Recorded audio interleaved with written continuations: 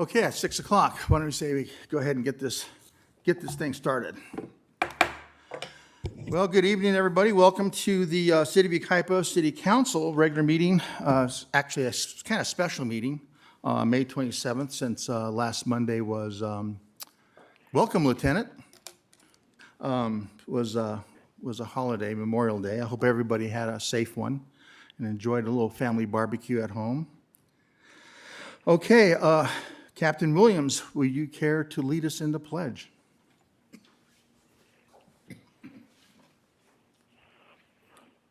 Honorable Mayor, members of the council, if you join me in the Pledge of Allegiance. I pledge allegiance to the flag of the United States of America and to the republic for which it stands, one nation, under God, indivisible, with liberty and justice for all. Thank you, Captain.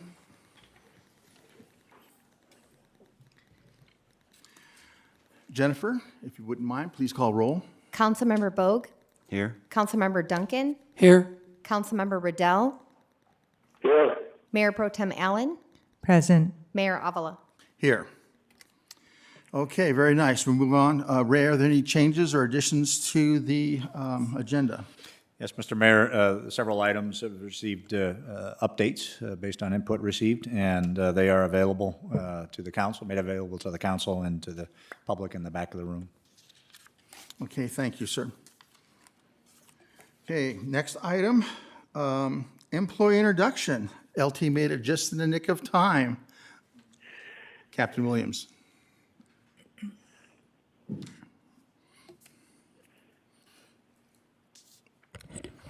Mayor, members of the council, I'd like to introduce our new lieutenant at the police department, Julie Landon. She began her career in 1994, and during her 26 years with the Sheriff's Department, she's worked in a variety of assignments, including our jail facilities, Highland Station, Yucaipa Station, the Training Division, Public Affairs, Crimes Against Children, and Employee Resources, and most recently was the Lieutenant Commander in charge of our Internal Affairs Division.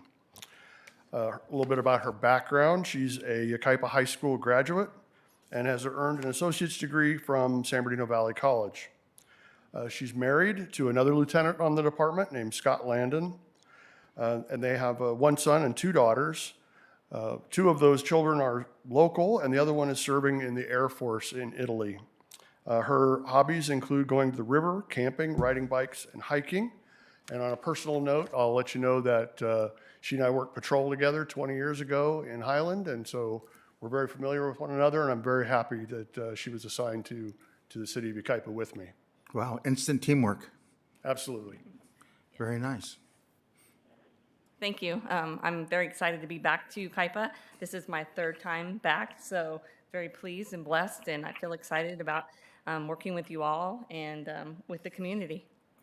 Thank you, Lieutenant. Welcome back. Thank you. And your hometown, so that's always good. We like to see that, especially in our leadership. And if you don't mind, we can get our picture taken with you. We'd be honored. Mr. Riddell's not here, though. Councilmember Riddell, you don't mind if we take our picture without you, do you? Well, you better put me in a blank spot there somewhere. Next time we'll get a cutout.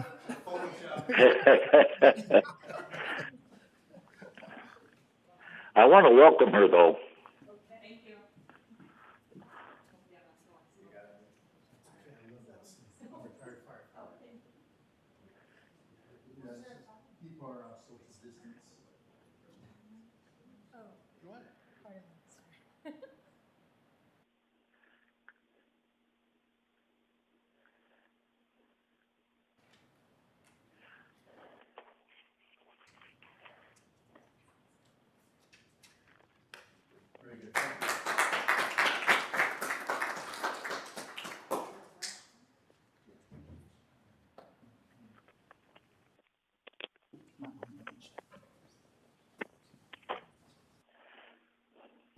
Oh, winds are kicking up pretty good.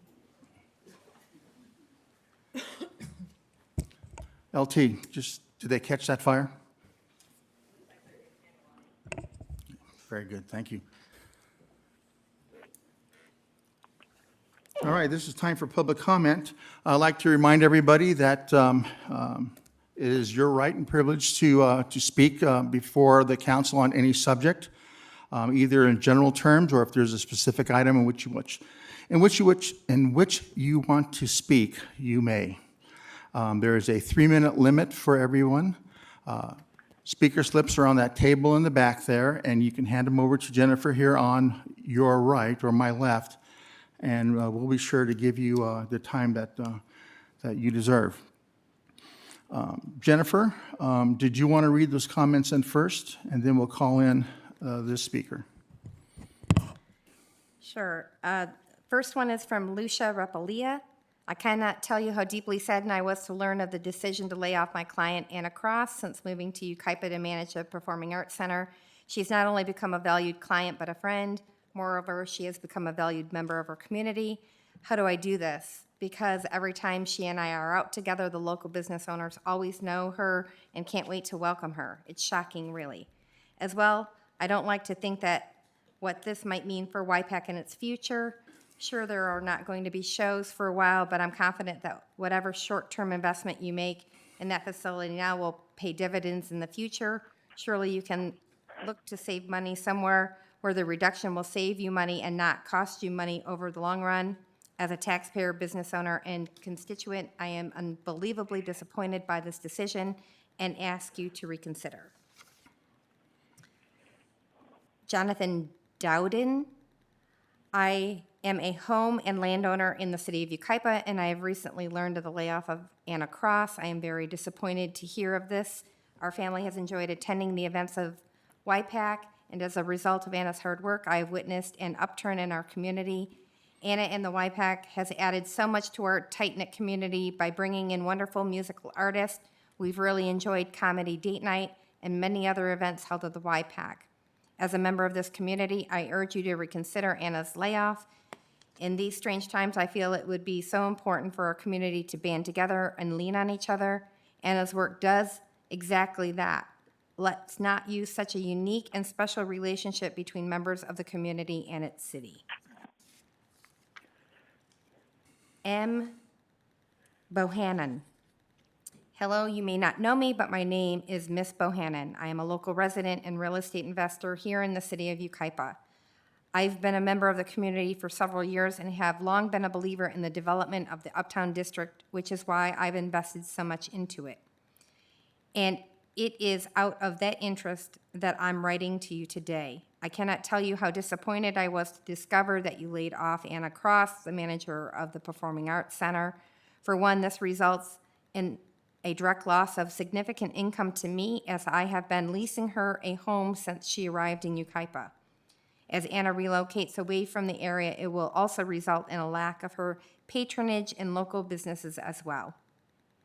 Aside from the de-investment of resources in the YPAC may make sense to you right now, but that is short-term thinking only. The reason I've invested in real estate in the Uptown area is because of the YPAC represented an investment on the part of the government itself. If Ms. Cross is not there to guide YPAC during this difficult time, then I have diminished confidence in the city's commitment at large. Please reconsider the reinvestment. The city has ample reserves. Now is the time to increase governmental services and investment, not decrease. This decision sends the wrong signal in so many ways. Hello, let's see, Marilyn Calvillo. Hello, you may not know me, but my name is Marilyn Calvillo. I'm a local resident and real estate investor here in the city of Yucaipa. I've been a member of the community for several years and have long been a believer in the development of the Uptown District, which is why I've invested so much into it. And it is out of that interest that I'm writing to you today. I cannot tell you how disappointed I was to discover that you laid off Anna Cross, the manager of the Performing Arts Center. For one, this results in a direct loss of significant income to me. It seems like a duplicate. As I've been leasing her a home since she arrived in Yucaipa. As Anna relocates away from the area, it would also result in the lack of her patronage in local businesses as well. Aside from the investment of resources in Yucaipa may make sense to you right now, but it's kind of a duplicate of the last letter. Can I? I believe it. Can I It move sounds like forward? it Okay. is. Mary Sheehan. You have been in business, dear Mayor and council members, we have been in business here in Yucaipa for the last several years, about 3 to 4. We have come here because of all the wonderful improvements, incentives that have put this place on the map. It is up and coming. We have knowledge, due to this economic downturn, that you are having to make some tough decisions. I'm sure it is causing all of you great stress. I wish you all the best in that. One troubling thing, however, is having to lay off Ms. Cross, the manager of the Performing Arts Center. She's been great about sharing her ideas of how to snap back from this crisis. We are all on board with her creative ideas. She will continue to do wonders with this community. She is such an asset. Please think this through before you make a decision you may regret in a few months. She has been a blessing to us all. Working with us and having ideas brings so much more to this community to keep our businesses thriving. We are asking that you see fit to keep her. She has so much to offer. Would hate to lose her to another fine city. Thank you for listening. Last one, Christine Piccini. I'm writing this letter to you asking that you could reconsider laying off Anna Cross from her position at the Performing Arts Center. The YPAC has been a positive addition to the community of Yucaipa, yet also to many surrounding communities as well. Many of us have enjoyed the center that has offered a variety of performances. We know this has a lot to do with the dedication, enthusiasm, and professionalism that Anna Cross has provided. Times will change again soon, and once again, the YPAC will be thriving entertainment center for many of us to enjoy. It would be such a shame to lose Anna, a true asset to the community. Thank you for listening to my request and readdressing your decision. Okay, very good. We appreciate all emails and comments from the public, including one from Mr. Doug Tyree, representing Yucaipa Valley American Little League. Welcome, sir.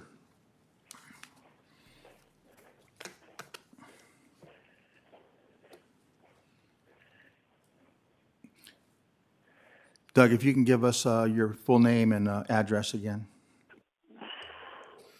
Thank you, Mayor and council members. My name is Doug Tyree. My address is 38119 Butterfly Court here in Yucaipa. And I am the proud president of the Yucaipa Valley American Little League, YVAL. I'm here along with other board members to address just a concept that I know you're all very much aware of, like everyone else. The COVID-19 pandemic put a halt on our Little League season. And as we were set to have our opening ceremonies Friday night, March 13th, we had to put a stop to that. So the purpose of my comments today are basically twofold. Number one is to share with you the importance beyond just baseball of what Little League brings to both the youth of our community and to the city of Yucaipa. And then second, to offer a proposal to open up our league and allow us the opportunity to play a modified season using best practices from Little League International and safety guidelines that are directly from the CDC, Governor Newsom, and the County of San Bernardino. So first of all, let me start by saying that YVAL was established in 1958, and as stated in our Constitution, the main objective of our league is to firmly implant in the youth of the community the ideals of good sportsmanship, honesty, loyalty, courage, and respect for authority, so that they may be well-adjusted, stronger, and happier children when they grow up. To achieve the goal, YVAL also goes on to say in our Constitution that we'll provide supervised program under the rules and regulations of Little League International, whereby all stakeholders will bear in mind that winning is secondary, but molding and shaping the character of future citizens of this area is primary. Additionally, according to the research that we've done, Kids Play Foundation of USA, some of the personal development benefits of participating in youth sports are as follows. It builds self-esteem, self-respect, and dignity, provides social interaction with peers and adults. It teaches sportsmanship and how to control emotions, teaches teamwork, provides leadership opportunities, provides a stress relief from academic and social pressures, and lastly, it provides social emotional learning opportunities. Our league has recently conducted a poll of all of its families, players, and managers, and we've determined that a great majority of the people that have registered are willing and able to return to the field of play in a safe manner. In order to do so, here's a list of those safe practices that I referred to earlier that we will adhere to, best practices from Little League International. Social distancing with the 6 feet apart in the dugout. We are encouraging no handshaking, no high fives. Players will be encouraged to bring their own drinks and or snacks, so no sharing. We are not going to be encouraging them to chew gum or sunflower seeds, so no spitting. Coaches and managers will be recommended to wear face coverings. Team moms, managers, coaches, and board members on duty will all have hand sanitizer and or disinfectant supplies available. Players will use their own equipment, nothing shared. Baseballs will be rotated every 2 innings. Games and practice locations and times will be staggered to avoid large crowds. Plate umpires will work from behind the pitcher's mound at a 6-foot distance.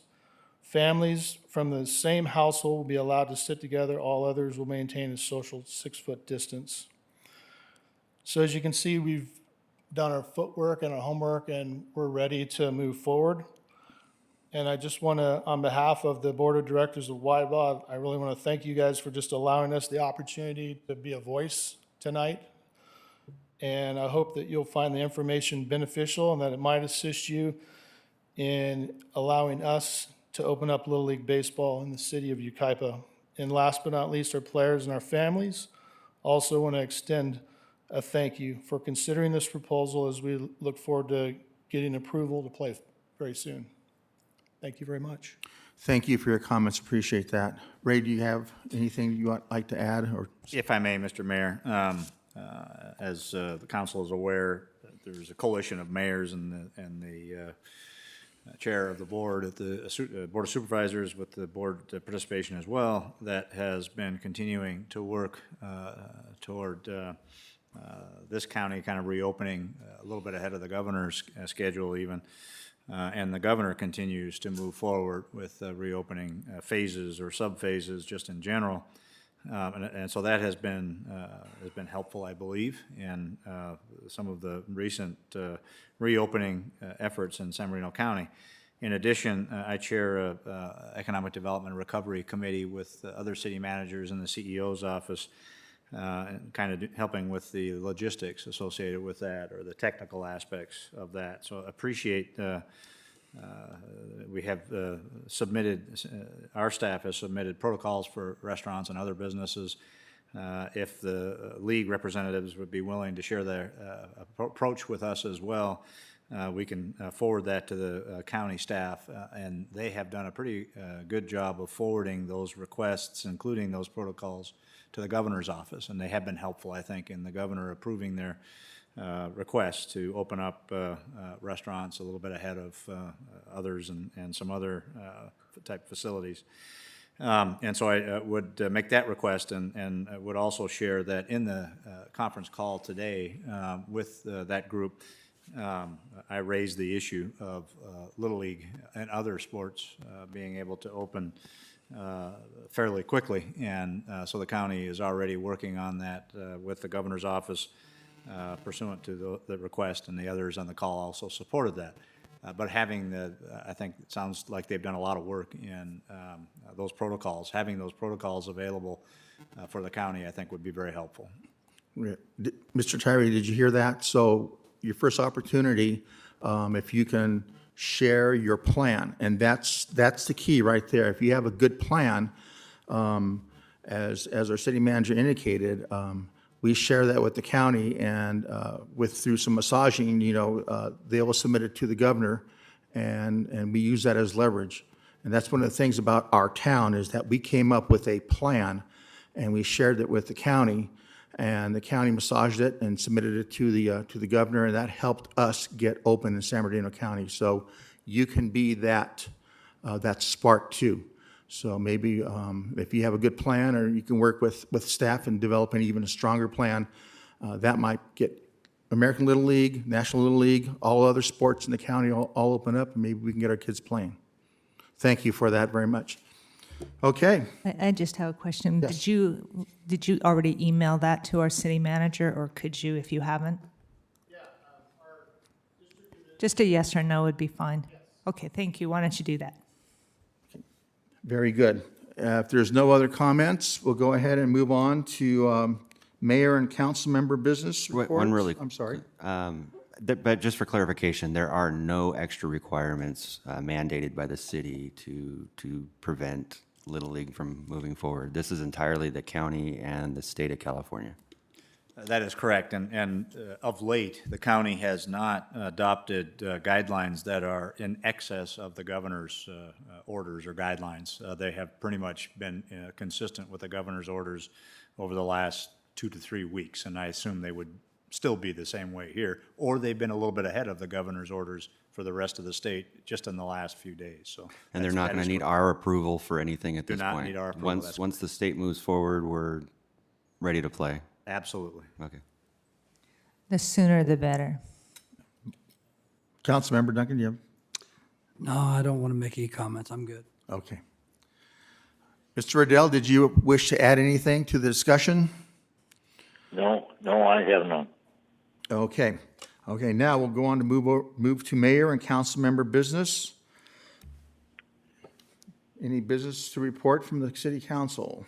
Just that our restaurants are opened up and they're practicing safe distance, and we need to eat twice for lunch and twice for dinner to help support them so they don't go out of business. There you go. I've been to American Road Trip twice. Okay, did I miss consent items? Yes, you did. Yeah, it's not listed here. I'm sorry. Oh, yes, it is. My mistake. So we move to consent agenda real fast. Is there anything any member would like to pull off for discussion? Hearing none, do I hear a motion? I'll move approval. I'll second. Okay, we have a first and a second. Jennifer, we take roll, starting with Mr. Riddell. Councilmember Riddell, Aye. Councilmember Bogue, Aye. Councilmember Duncan, Yes. Mayor Pro Tem Allen, Aye. Mayor Avila. Yes, and that passes. And we talked about mayor and council member business. We'll move on to item number 6, Community Activity Grant Program Guidelines for fiscal year 2021. And that'll be Ms. Crawford. Thank you, Mayor and Council. I am back before you this evening based on your direction that you provided me on February 10th. Pursuant to your direction, I'd like to call your attention to Exhibit 1. This includes a master list of nonprofit agencies that have been awarded financial and/or in-kind grants from 2010 to current. Exhibit 2 identifies community organizations and/or programs or events that are currently funded in the nonprofit account, which is at the top of the page, and lists the approved fiscal year 1920 CAG grants. I'd like to note that organizations funded through the budgeted non-department account are not required to present an accountability report for your review and final approval. You may wish, as a council, to consider directing staff to bring these funded organizations' accountability reports for final approval prior to future funding in the upcoming budget process. The third item that you directed me to look into was looking at having the Yucaipa High School Music and Arts Department use of the YPAC facility, excluding the production equipment and personnel. It may include, but not limited to, concert and jazz, choir, which includes honor, concert, women's chorus, and madrigal, drama, art, and AP art. I put together 2 options for you to consider based on your direction. I included an option 8 to guideline options, which would allow the Yucaipa High School Music and Art Departments to be eligible for grants in the financial and in-kind categories. And we also looked at the Yucaipa-Calamasa Joint Unified School District Agreement. We kind of presented a summary of what that agreement entails in terms of give and take of both agencies. If you want me to move in this direction, if you fund the grant program for the upcoming fiscal year, I would return with an amendment to that agreement based on your input. So The recommendation before you this evening is that you review the CAG program guidelines and options and provide direction. Provide direction on either maintaining and/or adjusting the funding levels. And provide direction requiring the budgeted non-department funded organizations to bring accountability reports to you prior to future fiscal year funding. So at this time, unless you have any other questions, that's all I have for you. Very good. Any questions or comments, staff? Well, I believe everyone should bring in an accountability report. I think that's kind of a given, right? Before we fund them the next year. For CAG grants, we do that, but for the ones that are identified in Exhibit 2, they're in a non-department budget, and they are not required to submit an accountability report that comes before you as a council. And staff recommendation is that they do. Well, the staff's recommendation is that you would consider and give me direction if you want them to or not. Some of the discussion at the February 10th meeting was to identify other nonprofit agencies that could be added to that list. And one of the reasons why we developed this CAG program in the past was to ensure that the money that has been allocated was spent pursuant to your direction and award. So it's just an option for you to consider. Okay. Councilmember Riddell, do you have any questions or comments?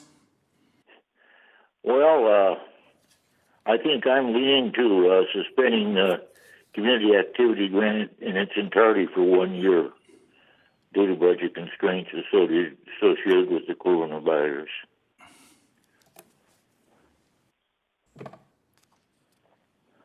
Okay. Anybody else? Are we talking 17.5? Is that what we would suspend if that idea got any traction? Or would we actually suspend the 40,000, and would that actually do us any good? So the alternative listed in the staff report is to suspend all of it. And of course, the in-kind service is essentially a sponsorship that includes, oftentimes includes either reallocated shifts or overtime that is in the budget under those parts of the general fund budget. So reality is that would save us 57.5? Well, it would save us 17. The in-kind is not really a negative or a positive. But Other than it would allow for more, let's call it proactive policing under that budget rather than the, other proactive public works, for example, rather than the in-kind services under the CAG program. Well, I think that if we're looking at the items as we have delineated on page 40 of this agenda item, we've got some things that we provide in-kind support for that I would assume are going to continue to happen. And if we eliminate the in-kind support, I'm not sure that those events can happen at all. The upcoming, the next year's, of course, the spring Easter egg hunt for this year is gone, but next year's our Veterans Day ceremony is on this list for in-kind support. Our Christmas parade is on here for in-kind support. Our 4th of July celebration, I don't know what we're going to do for that. Our art ability event. I mean, there's just some things on here that if we don't allow the in-kind support to stay in place, these events put on by these volunteers will not happen because they don't have the funds to pay for the use of the facilities. So just for clarification, a couple of those have been moved to the non-department budget, the Veterans Day ceremony, 4th of July, fireworks, although, as you said, because of the COVID-19, this year is an issue. But generally speaking, some of those have been moved into the non-department budget. The fireworks?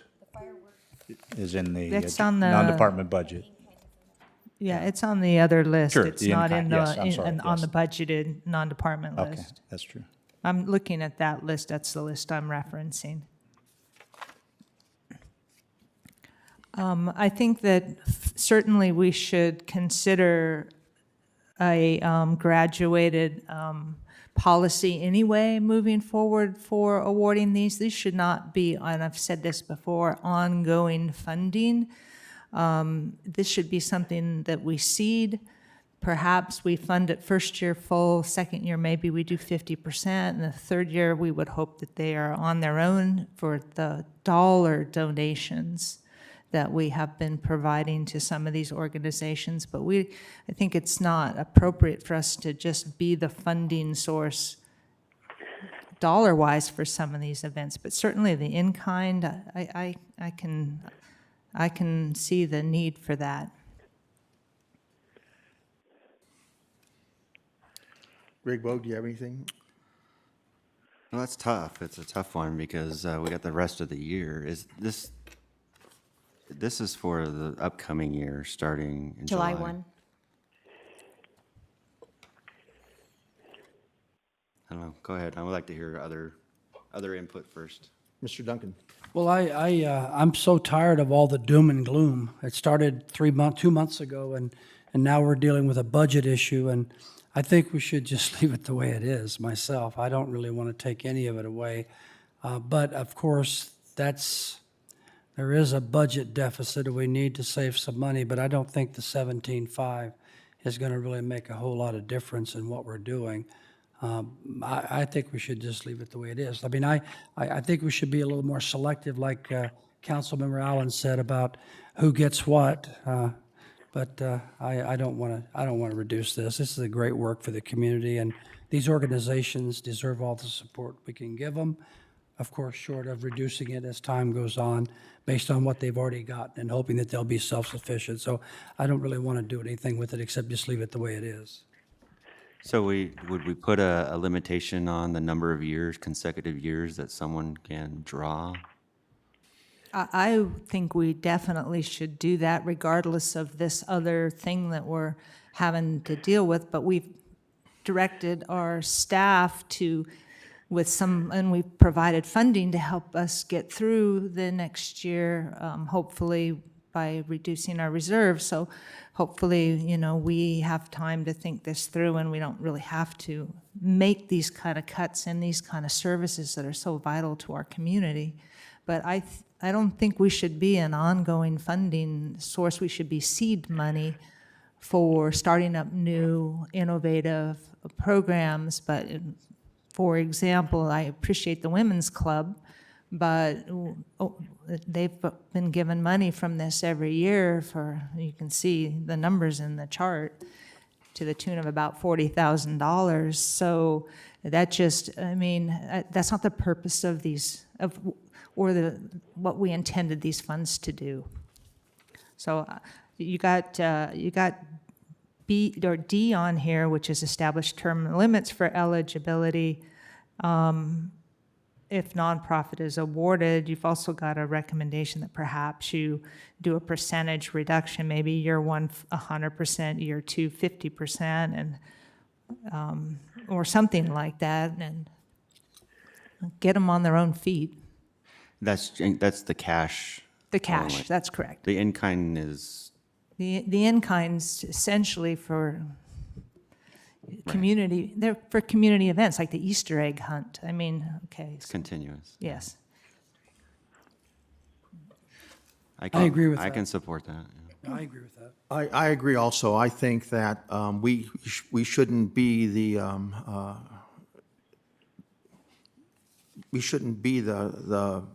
wallet for organizations who continually come back to us. Like you said, as Mayor Pro Tem Allen suggested, is that it should be seed money, and they should help themselves as much as you can. Now, the in-kind support, I agree with. I think that's, we should leave that alone, but I do like the idea of establishing limits and diminishing grant money. And I'd be willing to support that concept, which is basically what you said. And I like what's written here in terms of the Yucaipa High School Music and Art Department. We do work with our K-12 partners, and even I know that, there's been events and opportunities to work with them. Perhaps, again, we've had some reciprocal agreements with the school district to almost trade use of facilities, and perhaps, we can figure something out with this as well. But it is a performing arts theater, and music and arts for our youth is an important thing we want to make sure that we promote and highlight in our community till they get a venue like ours at the high school. Well, as we can see, the returns that we've had with the youth activities at the Performing Arts Center, I think they're mostly positive. The numbers come out positive, so there's a lot of interest. And I think this is a great way to promote that even further. So are we just Okay, opening that up to the music and arts, or the music department at the high school? Yucaipa High School Music and Art Department eligible, yeah. Okay. So, do you want to make a motion or a suggestion there, Mayor Pro Tem? Well, perhaps let's do it this way, that if a nonprofit is awarded a grant for 3 consecutive years, the nonprofit becomes ineligible, period. And I think that 3 years is enough to get them on their feet. Would you like a diminishing? Maybe, how about 175 and 50 Okay, that's good. for the 3 years and then out? And out for good? I would say Do that they they get to better be on their, return within a no, certain- they should be on their own at that point. Is that your motion? That's my motion. I'll second that motion. Okay, we have a first and a second. And that's for the financial, for the, we'll call it the, And in-kind support. not in kind, We leave it alone. yes. Can I- Okay.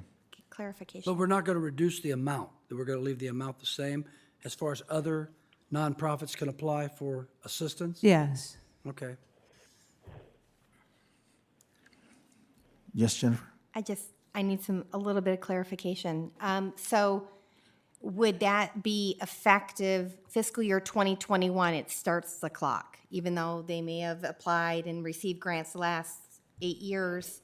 Are we starting the clock fiscal year I think 2021? Yes, I'm fine yeah. with it starting. Yeah. Okay. Yeah, not mean retro. And then what if the nonprofit comes forward, it's received, it's in their 4th year, but now they come up with a new idea, a new program that restarts the clock for them, right? It's based on the program service, correct? It should be based on the organization, right? No, I think you have to count the actual organization, not the concept. Okay. I concur. So This is Dick. clarification. I'd like a clarification. What you're talking about just includes these items here. It does not include anything that is in the budget where it's budgeted separately. That's correct. It's only the ones in the second. And the thing is that there's some things on here that we want to make sure, like the Christmas parade. I mean, that's a co-hosted event, and that should just be part of our regular budget non-department item. We've been doing that I think Christmas it parade is, and for 40 years. yeah. And the same with the Veterans Day. I don't know why it's down below. Yeah. Okay, they're moved over to the budget and they're regular budgeted items. So those 3 things that are down below on that list, the veterans, the 4th of July, and the Christmas parade, I think those 3 things really need to be just what we support,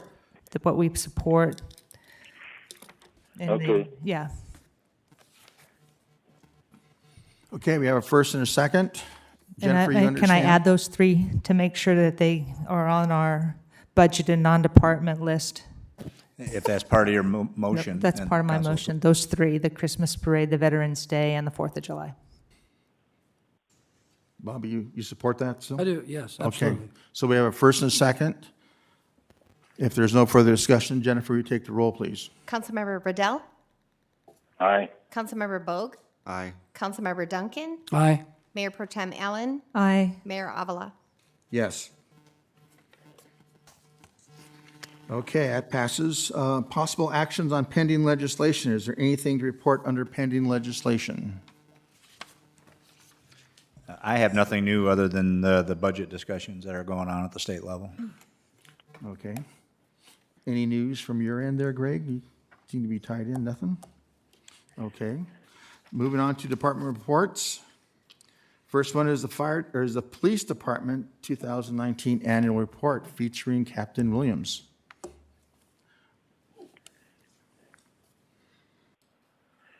Good evening. Our Administrative Sergeant, Sergeant Dan Witten, put together both the written report and the PowerPoint for you. So he's going to give you a little overview of our crime statistics for 2019 and some of the things we were up to at the police department. Good evening, Mr. Mayor, members of council, members of the public. I'm pleased to come up here and give you your 2019 report. It's always nice to deliver good news. We're going to start with the statistical stuff, and before I begin, this is always sort of the boring part, but just to get us up to speed so everybody's on the same page.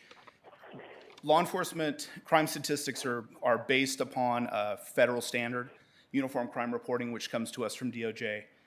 And there's basically, since the 1920s, it started off being 2 parts. The original part is part 1, and that's what they call the index crimes. Those were the original crimes that were determined to be something that could be gathered nationwide. Everyone was sort of on the same page. They basically are broken into violent crimes, murder, manslaughter, robbery, rape, aggravated assault. And then the property crimes, burglary, larceny or theft, vehicle theft, and then arson has also been included. This is since the 1920s. Those are the main ones, what we call the Part 1 crimes. In the 1980s, they added Part 2 crimes, which is basically everything that wasn't in Part 1. So as we talk about that, just so you have kind of a frame of reference. We'll begin with emergency response times. This is one that we're pretty proud of. In 2019, our emergency response time was 4 minutes and 26 seconds. That number, it's really difficult to come up. There's not like a single number you look at. Agencies our size, 5 to 6 minutes is often looked at as being a really good response time. We've, for years, been consistently under 5 minutes here in Yucaipa, which I'm pretty happy about. So here's our overall numbers, Part 1 and Part 2 crimes. So Part 1 crime, those index crimes were down about 12%. Part 2 crimes were basically flat.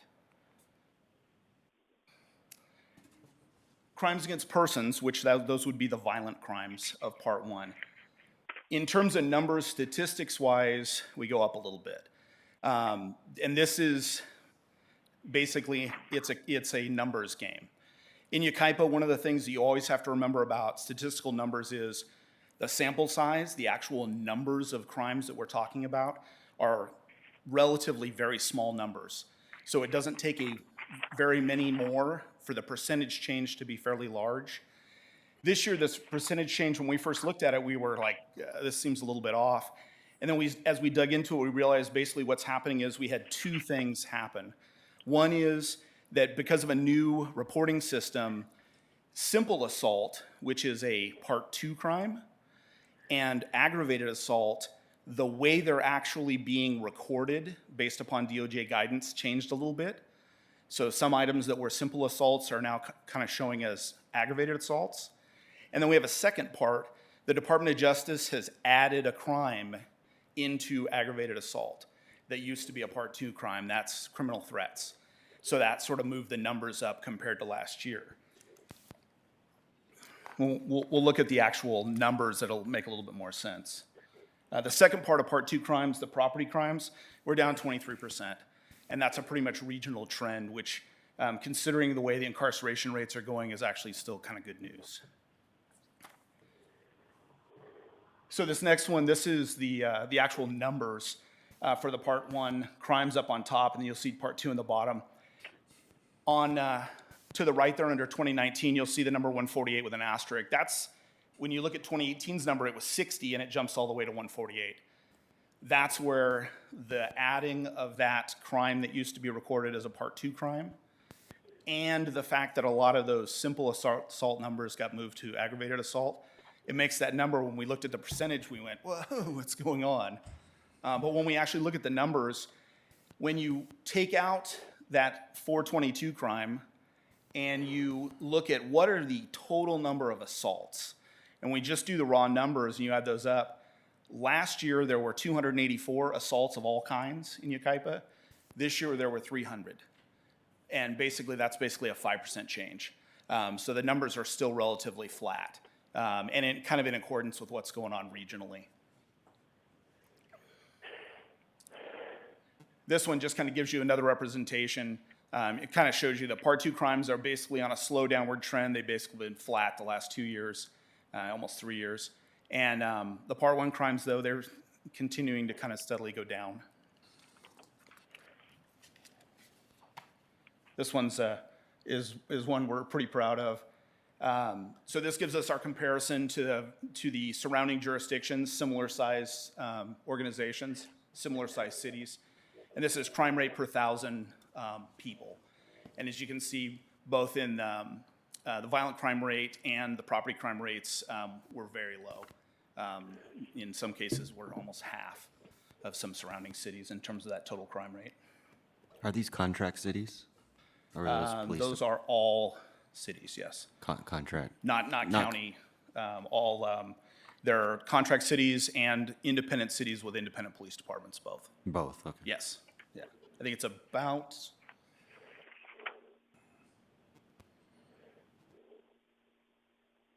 it's about 1/3 independent cities and 2/3 contract cities. Traffic. At the beginning, I didn't do my normal thing, which is, crime victims who've experienced a loss. Nobody cares about statistics. That's not important to them, but we use them as trend ideas. And so we're good. We had one fatal traffic collision. We don't want there to be any, but it's a very low number for almost anywhere. The last 5 years, I think we've varied between 1 and 6 fatalities in a year. Injury traffic collisions were up just a little bit. You can see down there is our 5-year trend. We kind of go a low of 73 to a high of 110, which was last year. That's about a 13% jump. As you can see, because our sample size is small, that 97 to 110, that's where the 13% comes from. Non-injury traffic collisions, we're down about 17%. Sergeant, if I can interrupt, have you developed any statistics to suggest where the traffic collisions are most likely to occur? Yeah, we absolutely keep track of that stuff.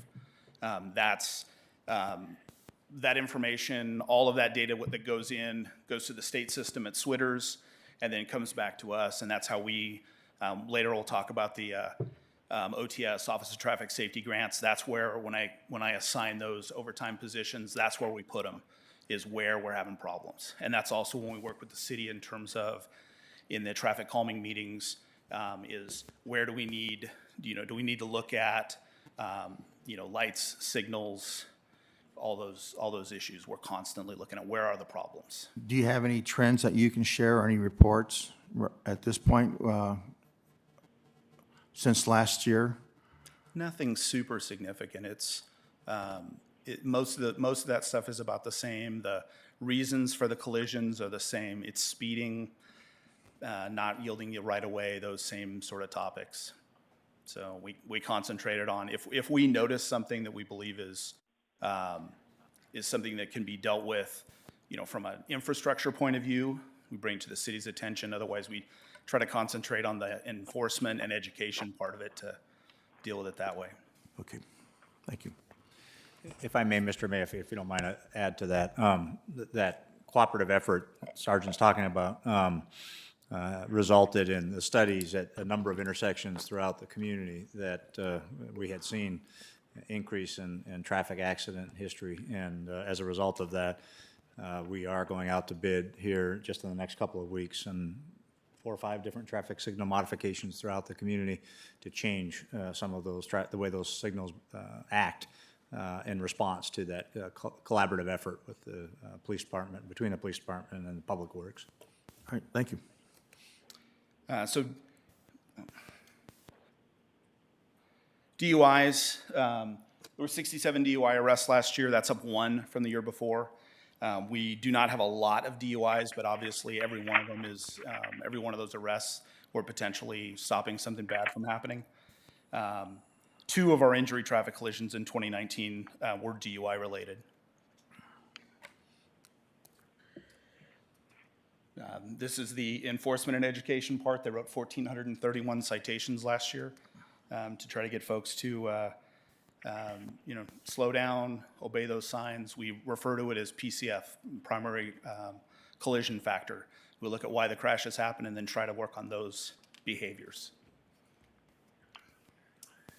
The next section is some of our specialty positions. Obviously, our quality of life deputy is, we're pretty proud of her. She was Officer of the Year last year, Alicia Rosa.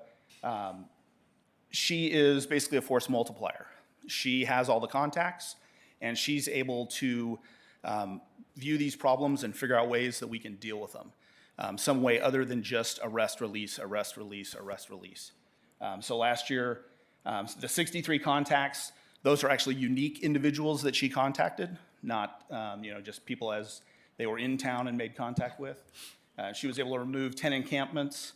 11 individuals and families were relocated for housing through the various programs that we are partnered with. She participated in about 23 community events.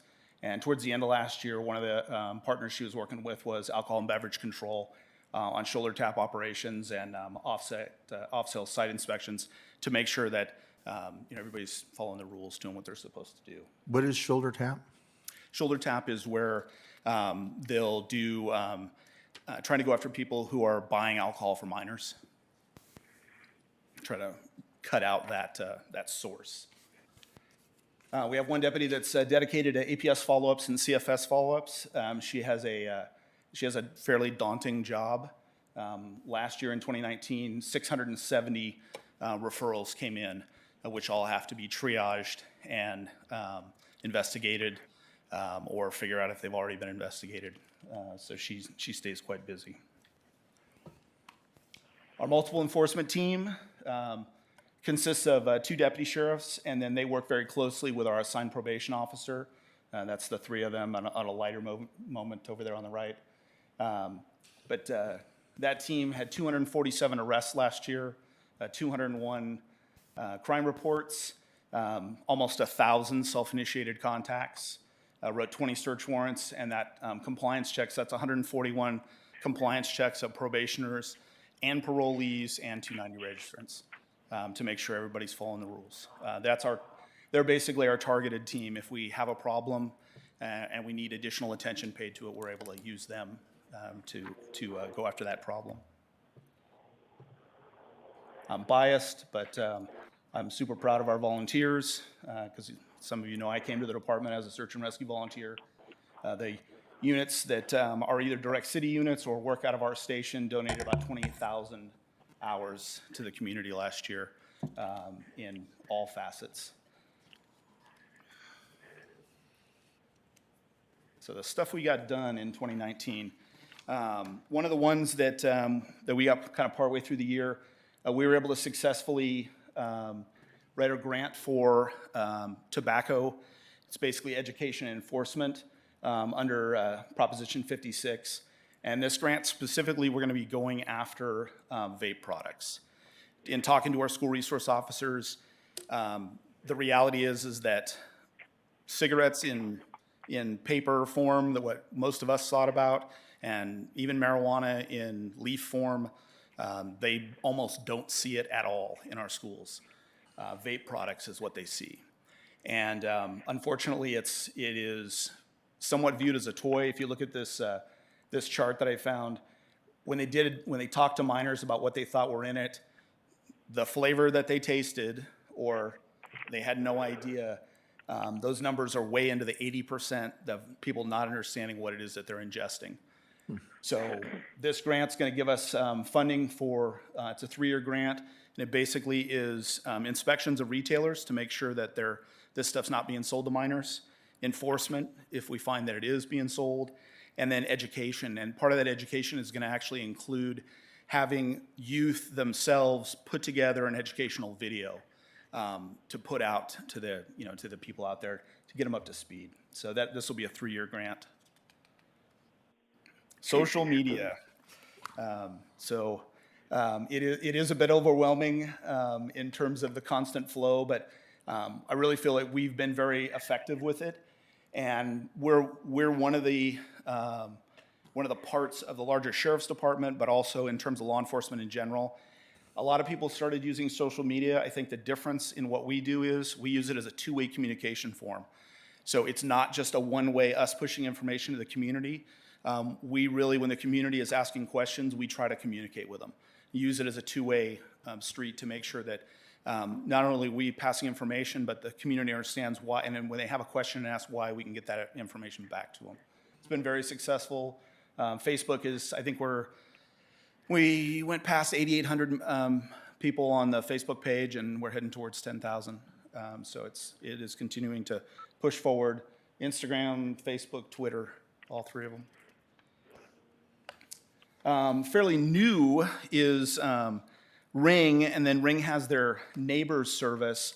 So towards the end of last year, we became part of this. So it allows the public to, when the public shares, and that's the important part to us, is it's not us going and taking their information, but when someone elects to share their data out, it allows us to see it.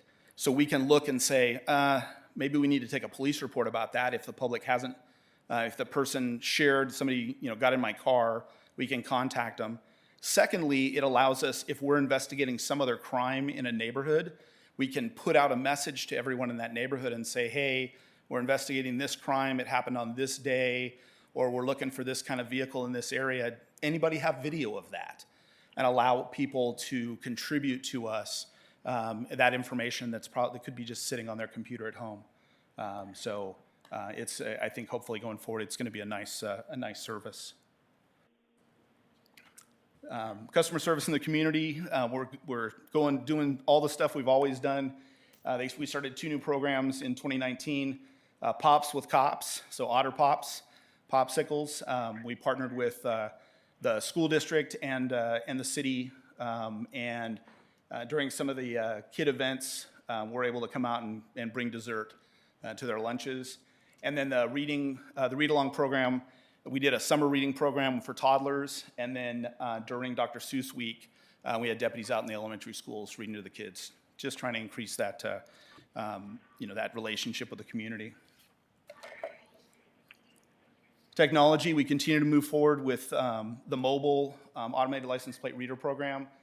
And so we've been able to add about 1 mobile per year the last few years.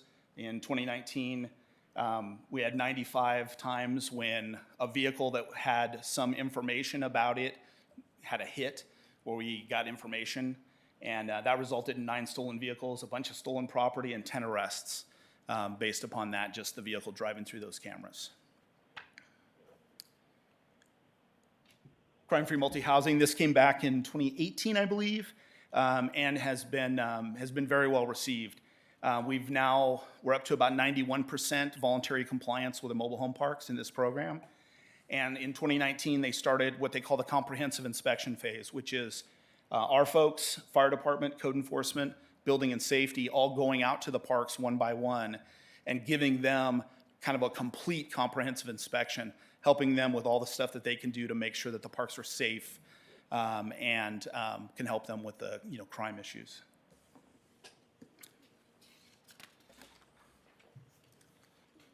Talked about the Office of Traffic Safety grant earlier. Once again, this year, we got almost $30,000 in grant money from that. And that provides funding for DUI saturation patrols, distracted driving. You may have seen we just did a press release, motorcycle enforcement. All of those are sort of directed enforcement. And we use that, the data about where crashes are, where things are happening, to direct that over time. So we're trying to target those areas. Then as we go forward, here's our goals moving into 2020.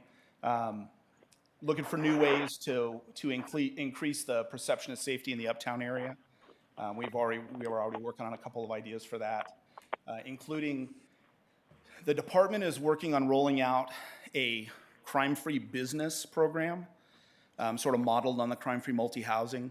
So the end of 2019, we actually started making contact with the business owners in Uptown to kind of lay the groundwork so that we can implement that program as soon as it goes wide, to provide them more resources to make that work. Developing critical incident response plans for the YPAC. Obviously, since that's a large draw, we want to make sure that we've got everything planned for that. We have a grant that's been written. We're still waiting to hear. That's an ABC grant, very similar to that tobacco grant. Same idea, provide funding for us to do enforcement and education and inspections to make sure that we're limiting access to alcohol to the minors in our community. And then seeking additional sources for deployment of more ALPR technology on our patrol vehicles. And that's 2020. Captain's here if you have any questions beyond what I can answer. Very good. Thank you, Sergeant. Are there any questions or comments? How do you determine that 4.26 response time? How's that determined? What kind of a call is that, and how does that go down? Yes, so we can pull a report that tells us what our response time, our dispatched to arrived time is, and those are on emergency priority calls. So we have emergency priority 1, 2, 3, and 4 in the lowering standard of importance. So emergency priority would be somebody being attacked at a particular location, a car accident with injuries, things of that nature will come out as emergency priority. And who's our quality of life deputy now? It's still Alicia Rosa. And she's leaving though, right? She is not. She's not. No. Didn't I hear she was getting a promotion and going to be leaving, or no? Or I'd love to be here announcing that, but unfortunately not yet. and what is CFS? Children and Family Services. Oh, I see. So and Adult Protective Services is the other. How that works is the members of the public call a hotline if they suspect that children or elderly are being abused or neglected. Those hotlines then create reports, who's involved, where are they at, what's being alleged. Those reports are then turned back around and sent to the jurisdiction where the alleged victim resides. So we receive all of those. So that covers the gambit from somebody's being mean to the child to allegations of molestation, not caring for elderly, and the Shelby Swanson, the deputy who is handling all those, the 670 a year, has to go to each one of those and try and make contact with the victim, figure out if it's true or not. Sometimes they are true and they result in police reports and arrests and those kind of things. And then many times they're not, or they're non-criminal, things of that nature. One last question, I'm sorry. The zero bail, have you seen that affect the attitude of people that are committing crimes? I don't know that I'd say it affects their attitude. We have noticed that we have been arresting the same people repeatedly, in even a shorter fashion than we were used to, because of zero bail. It's just the amount of time it takes them to get back to Yucaipa from the jail that they can then reoffend, and we're dealing with them again. Any other questions? Great report. Yeah, thank you very much. Councilmember Riddell, do you have any questions or comments? It's a good report, very complete, very comprehensive. Thank you. Okay, very good. If there's no questions, thank you very much. I believe this is a receive and file. Okay. Okay, but we still need a motion. So I'll moved. move to approve the report. Second. Yeah, first and a second. If no further discussion, Jennifer, will you take roll? Councilmember Rodell, Aye. Councilmember Bogue, Aye. Councilmember Duncan, Aye. Mayor Pro Tem Allen, Aye. Mayor Avila. Aye. Okay, very good. Excellent report, Captain, as always. Thank you very much. And thank you, Sergeant. Okay, moving on to item number 8, Yucaipa Performing Arts Center update. I believe that would be Mrs. Wolf. Good evening, Mayor and City Council. The Performing Arts Center, which I will refer to throughout this verbal presentation as the YPAC, opened in April of 2019. Since the opening, there have been 7 outdoor large events, which include rentals. Those 7 large events drew over 5,700 people to the Uptown. In addition, there were 24 indoor events, which again were rental and YPAC Presents events, which drew over 2,100 people to the Uptown. That is a combined total of 7,800 people visiting the Uptown since April 2019. Now that a year of programming is under our belts, we have a few recommended changes for the next season, which is July, a fiscal year, which is July 2020 to June 2021. Those recommended changes are to reduce the number of shows presented by the YPAC from 12 large outdoor shows to a minimum of 4 large outdoor shows. From 24 indoor shows to a minimum of 10 indoor shows. The next recommended change is to enhance and increase marketing, which includes the selling of season tickets, and to add a goal of becoming a main rental space for weddings, quinceañeras, conferences, live entertainment, and expos. The city benefits from rental opportunities because the revenue exceeds the expenditures for those events.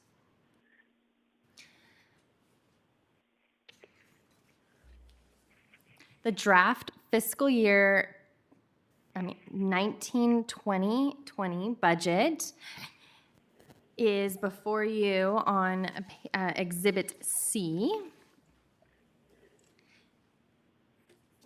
And the draft 2020-2021 budget assumes the changes in direction recommended for the YPAC programming to consist of a $550,000 net operating cost or $500,000 net operating cost, of which $100,000 to $150,000 is operating costs. That's similar to the operating costs of City Hall, the Community Center, Senior Center, other city facilities. Exhibit B that was attached to the document outlines the 2019-2020 operational budget to date by account. So pardon me, I had said it was Exhibit C earlier. And Exhibit A reflects the allocations and expenses to date for the YPAC.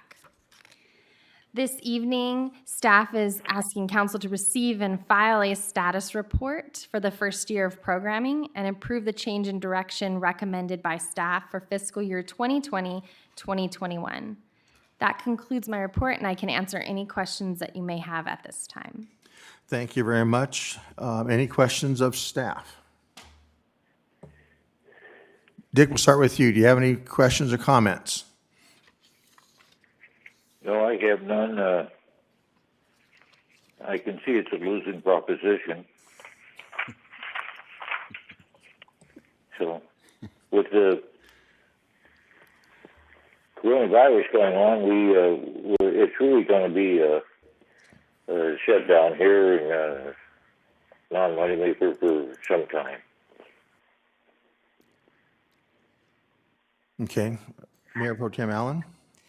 So we did, the council committee for the YPAC did meet before this particular meeting, and we discussed this agenda item, and were supportive of staff recommendations for this coming year. This is just for 2021.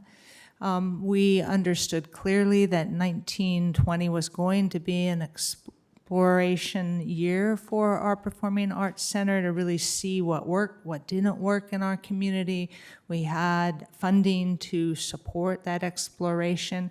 I think we have some good data in front of us in terms of what was received well, what worked well, and what perhaps we want to stay away from for the next year as we continue to evolve our Performing Arts Center.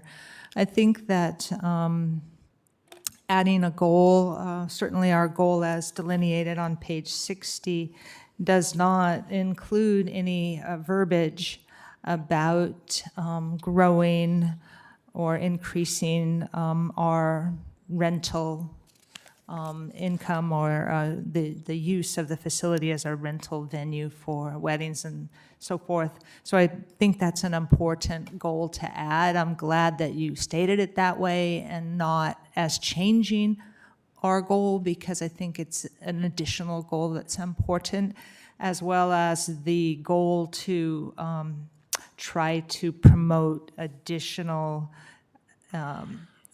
support, I guess is the word, and participation by our community, Yucaipa Community Foundation.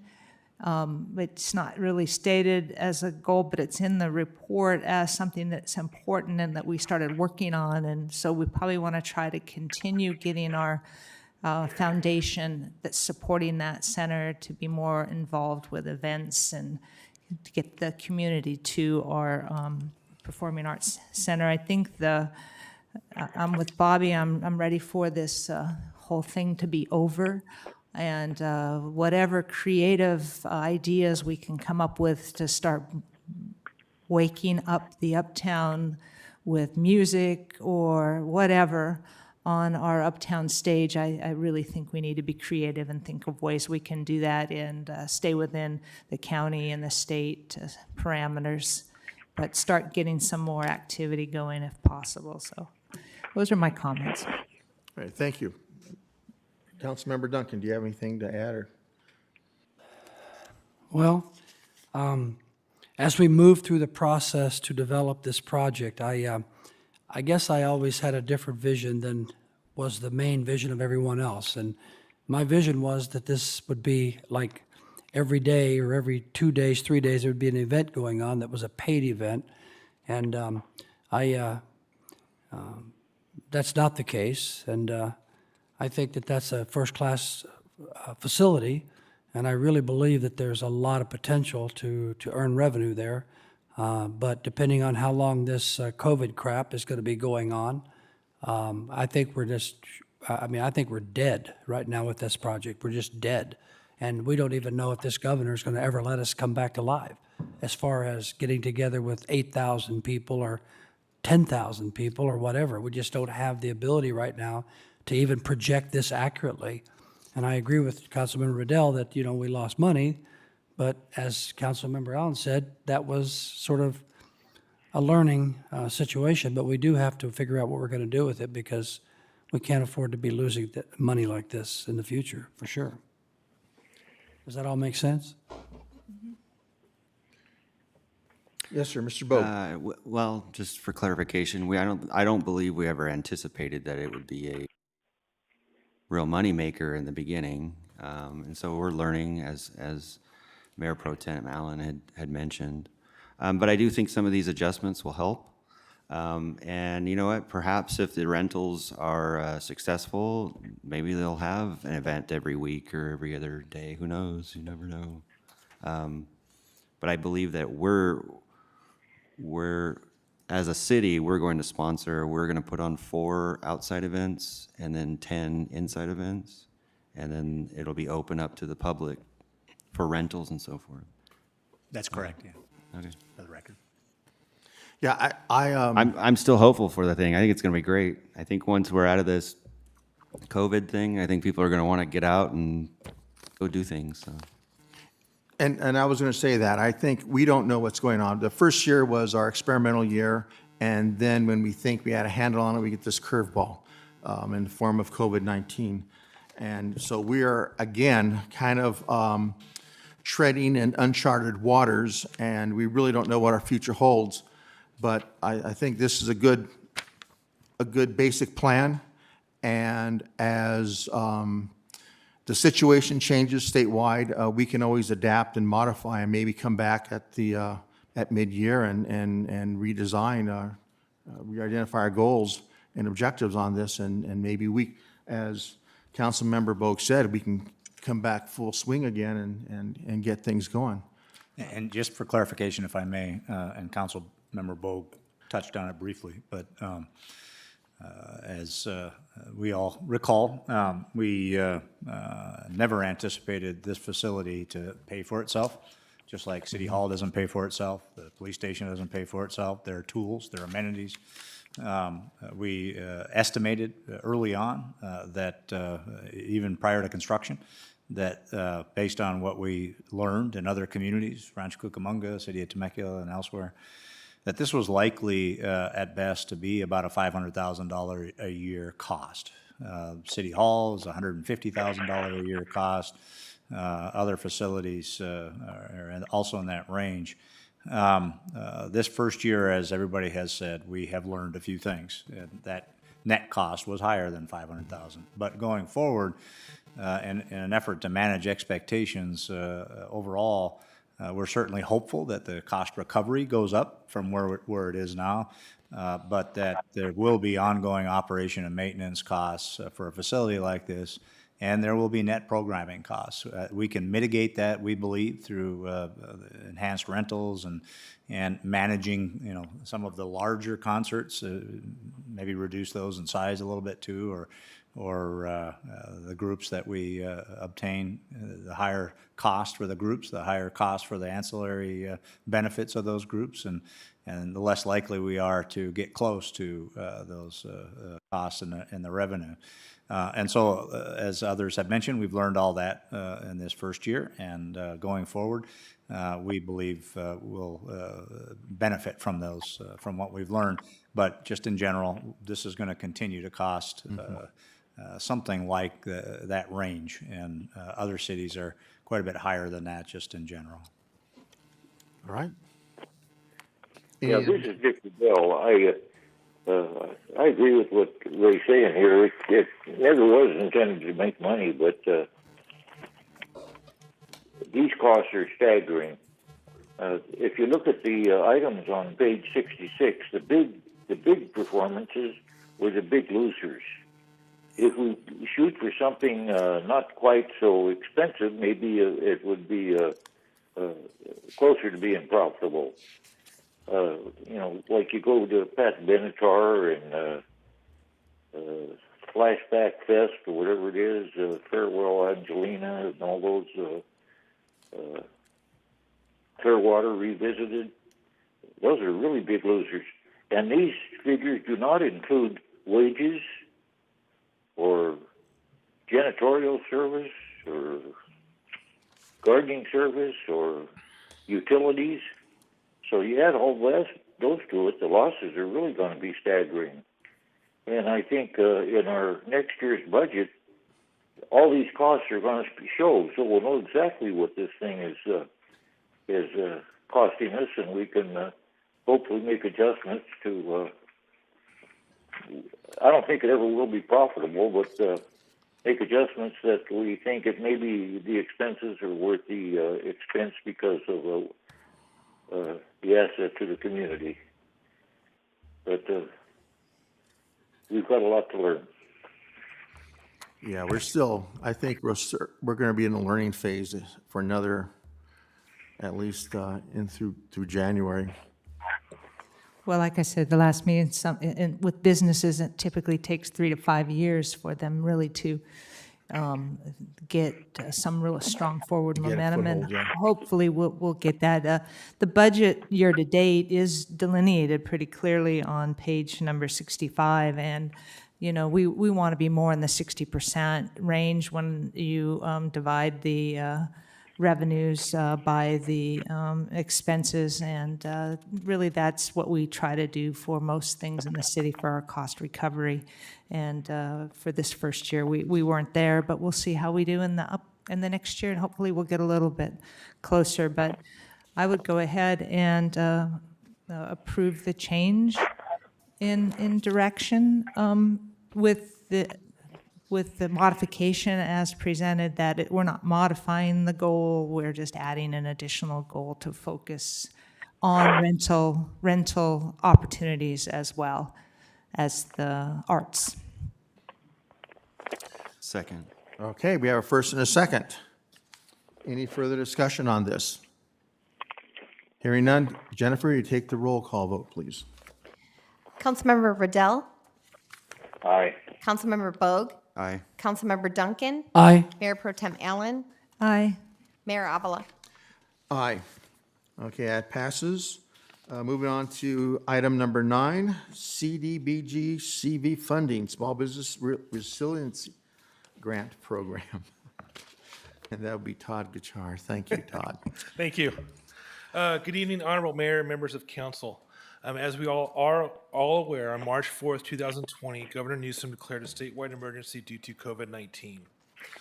On April 2nd, 2020, the County of San Bernardino received $6.5 million in federal funding to assist with the COVID-19 response via community development block grants. Of that money, the City of Yucaipa received $202,897. On April 27, 2020, City Council directed staff to utilize $15,000 of the $202,000 for reimbursement for the COVID-19 testing that occurred on April 11th. Upon county application review, staff was notified that the reimbursement for testing would not be eligible due to required documentation required by CDBG. This information was not available at the time of testing, and staff was not able to secure the patient information from the county due to HIPAA regulations. So basically, we did the testing, CDBG funding became available. Their requirements needed certain documentation and information necessary. We were not able to get it due to HIPAA regulations.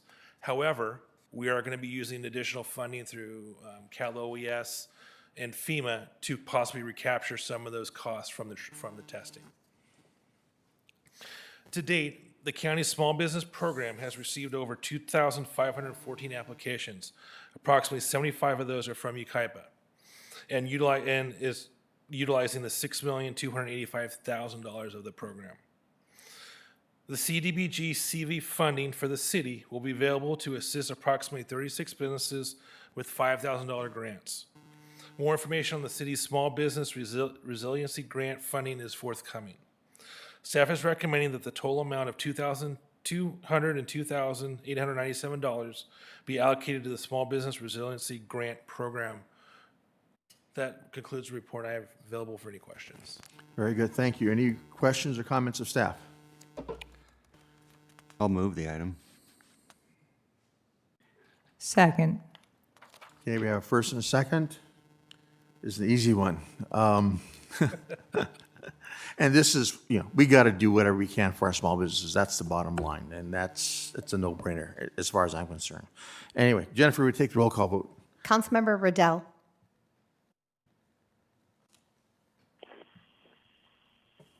Councilmember Riddell, Aye. Councilmember Bogue, Aye. Councilmember Duncan, Aye. Mayor Pro Tem Allen, Aye. Mayor Avila. Aye, it passes. Very good, thank you. Moving on to item number 10. Interstate 10 at Wildwood Canyon Road Interchange, project approval, and that'll be Landon.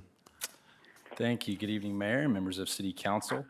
Over the past several years, through the city's budget process as well on the goals and objectives process, Council has prioritized the Interstate 10 Wildwood Canyon Road Interchange project. In 2016, this interchange was included in SBCTA's Valley Freeway Interchange Phasing Program. And more recently, in May of 2018, Council awarded a contract to HTR for professional engineering services for the preparation of the project study report, which also included a report that would go through FHWA due to the fact that this is a new connection to the I-10 freeway. Over the past 2 years, staff has been working closely with HDR along with SBCTA through the required Caltrans review and approval process in order to complete the development of the PSR. And I'm excited to announce we're dangerously close to the end of that PSR development phase. We're now working on the final review and that draft of the PSR and that draft new connection report. And we're anticipating that finalizing and being approved by Caltrans at the end of next month. We're about a month away from that. Following that, at that conclusion, we'll return to council. We're anticipating in July of this year, and we'll be able to develop a report to summarize the findings of that PSR. Just kind of as a little, to highlight a few of the components of the PSR that is being finalized now. If we can go to the next slide. Sorry, I have the remote. I should have done that. Alternative 3A. The PSR identified 3 viable alternatives that have been preliminarily studied. This initial alternative is what we're calling Alternative 3A in the PSR. And it is a very traditional, what's called a diamond interchange. With that bridge crossing directly west of that existing safety rest area, preserving that in place. The next slide is a very similar interchange. It's still a diamond interchange. You'll notice the one difference with this Alternative 3B is that the bridge is at a skew, so that crossing over the I-10 aligns a little bit better with the valley that is on the south side of the freeway there. All the other components of this alternative are essentially the same as 3A with that one change. And then finally, Alternative 4 is a diverging diamond interchange. We learned a little bit more about that with HDR's presentation some time ago and how that configuration functions from a traffic operations standpoint. It's a little bit unique. So these 3 alternatives that we've just seen on the screen are in the PSR and are being finalized. And these are the alternatives that would be further studied in more detail in the next phase of the work. And upon the completion of this PSR, the next phase of that work would consist of the project approval and environmental document phase, which is also known as the PAED phase. This phase involves a more detailed analysis of these alternatives that are identified in the PSR. They're further studied, and as well, the preparation of an environmental document to satisfy the CEQA and NEPA requirements is also a component of that PAED phase, which is the next step in the Caltrans process. And the development of the PAED documents is estimated to take approximately 3 years. And backing up just a little bit, the contract for the PSR to HDR was awarded back in May of 2018 through that RFP process that we went through, and HDR was determined to be the most qualified firm to perform those services for the PSR. They're also most qualified to perform the PAED services. And if approved tonight, the proposed HDR contract in the amount of $3,040,207 for these PAED services would incorporate the scope of work required to complete that in-depth analysis of these build alternatives, as well as the completion of an EIR, an environmental impact report. And the scope that they propose as a part of their contract is consistent with other similar interchanges in the area that have been completed recently. Another one of the proposed recommendations with the report tonight is for authorization to execute a new funding agreement with our partner SBCTA. Their contribution is proposed in the amount of up to $625,000 for this next phase, and that is on top of their current $250,000 contribution for this phase that we're just wrapping up now, that PSR phase. Also, the city staff and our project team has been coordinating closely with Caltrans through the PSR phase that we're wrapping up for their oversight and quality assurance. And for this next PAED phase, we'll continue that coordinated effort as well as the project specifications and plans and estimates and right-of-way. And the other proposed recommendation with tonight's report is a cooperative agreement with Caltrans, which includes that same quality management and oversight. The main difference between these next phases that this proposed cooperative agreement incorporates is that there is no cost to the city for these next phases. So that's one of the benefits of rolling into this next phase now, taking advantage that policy may change in the future and could cost more as a part of their services that they offer to review these project reports. As shown in the fiscal table of this report and in the draft fiscal year 2021 CIP, there is sufficient funding to support these proposed recommendations if approved tonight. The development impact fees that have been set aside over the years make up a very significant portion of that funding, as do the regional Measure I CP&A arterial funds and the Measure I arterial advance funds, SB1 funds, and just to be clear, there are no general fund monies that are proposed as a part of this, this phase of the project. With that, staff recommends items 1 through 5 be approved per the agenda report item number 10, and staff is available for any questions that you may have. Thank you, sir. Any questions of staff? Councilmember Riddell, do you have anything to say? Yes, I do. When this, perhaps about 10 years ago, maybe not quite that long ago, I was on the board of directors for Sandbag, which is now the San Bernardino Transit Authority, County Transit Authority. And I was at that time, I was the chairman of the major projects. And we had a study to determine what of all the proposed interchanges in the county, we wanted to set a priority as to what was the most needed projects. And the study was based upon traffic and existing problems and that sort of thing that went into evaluating this. And there were 31 projects. And out of those 31 projects, this interchange was number 30.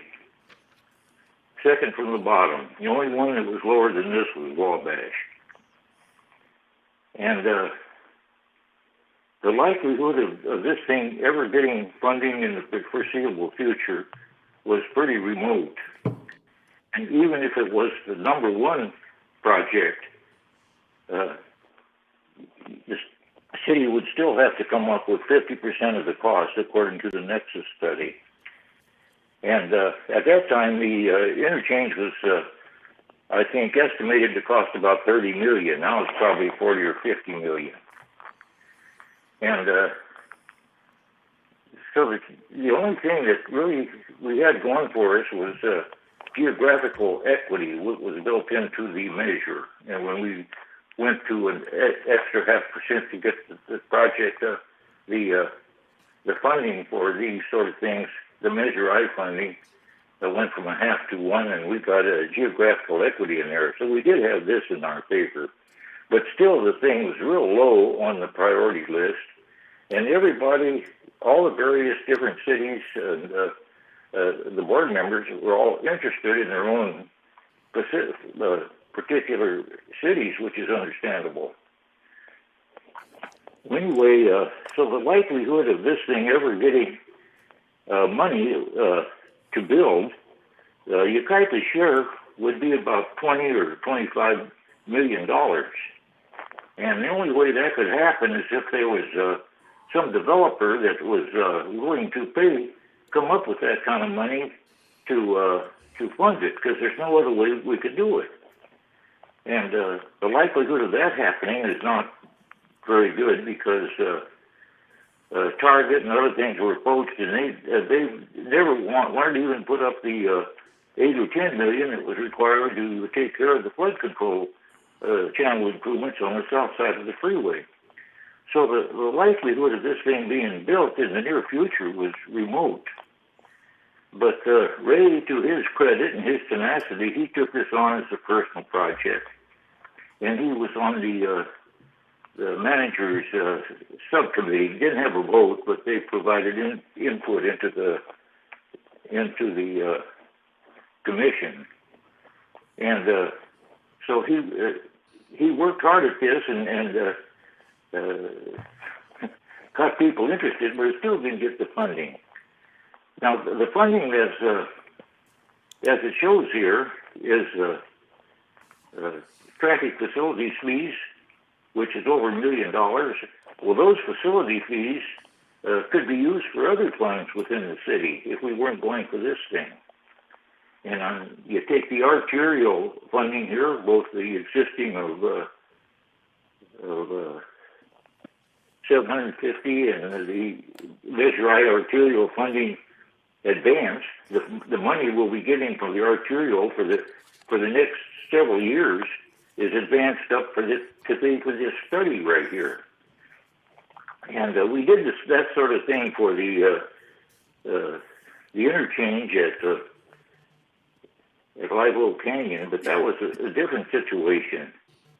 That thing was funded by the state, and then during Gray Davis's time, the state went bankrupt. We lost the funding there, so we got some. Sandbag was operating a little bit differently at that time, and we got them to. We loaned the money to them, and we got it back within 6 years. Well, this is an entirely different situation. But anyway, this has come up before the council on several occasions, little by little, to build up to this point. It's always been approved by the council 4-1, with me being the negative vote on this. And it's not that I don't like that I am opposed to the interchange.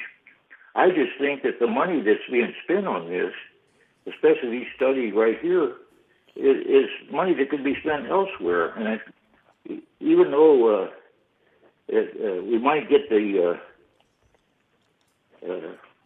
property acquisition to build it in the future, I think the thing of this likelihood of this happening is pretty remote, especially when this money could be used for other purposes. For instance, this arterial funding, that could be used to finish Yucaipa Boulevard down by the freeway. That thing could this money was applied towards that. We go ahead and finish that one up.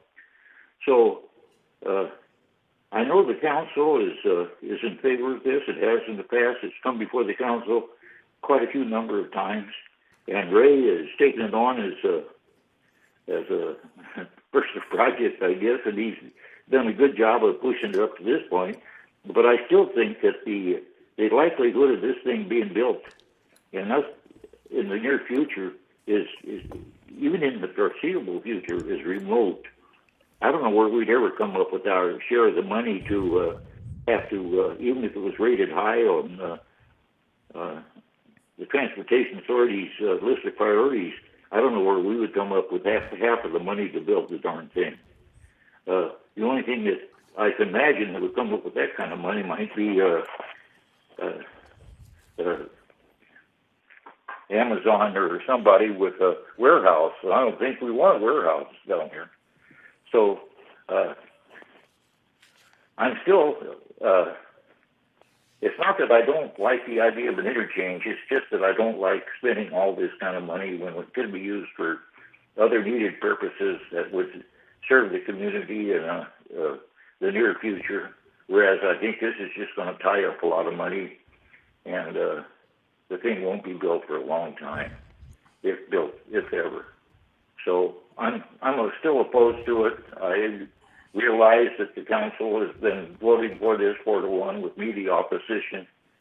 So I just want to explain why I am opposed to it. It's not that I don't like the interchange. It's just I think the chances of coming up with the money to get it built, and is it really worth that much? So we take money away from all other needed projects within the city.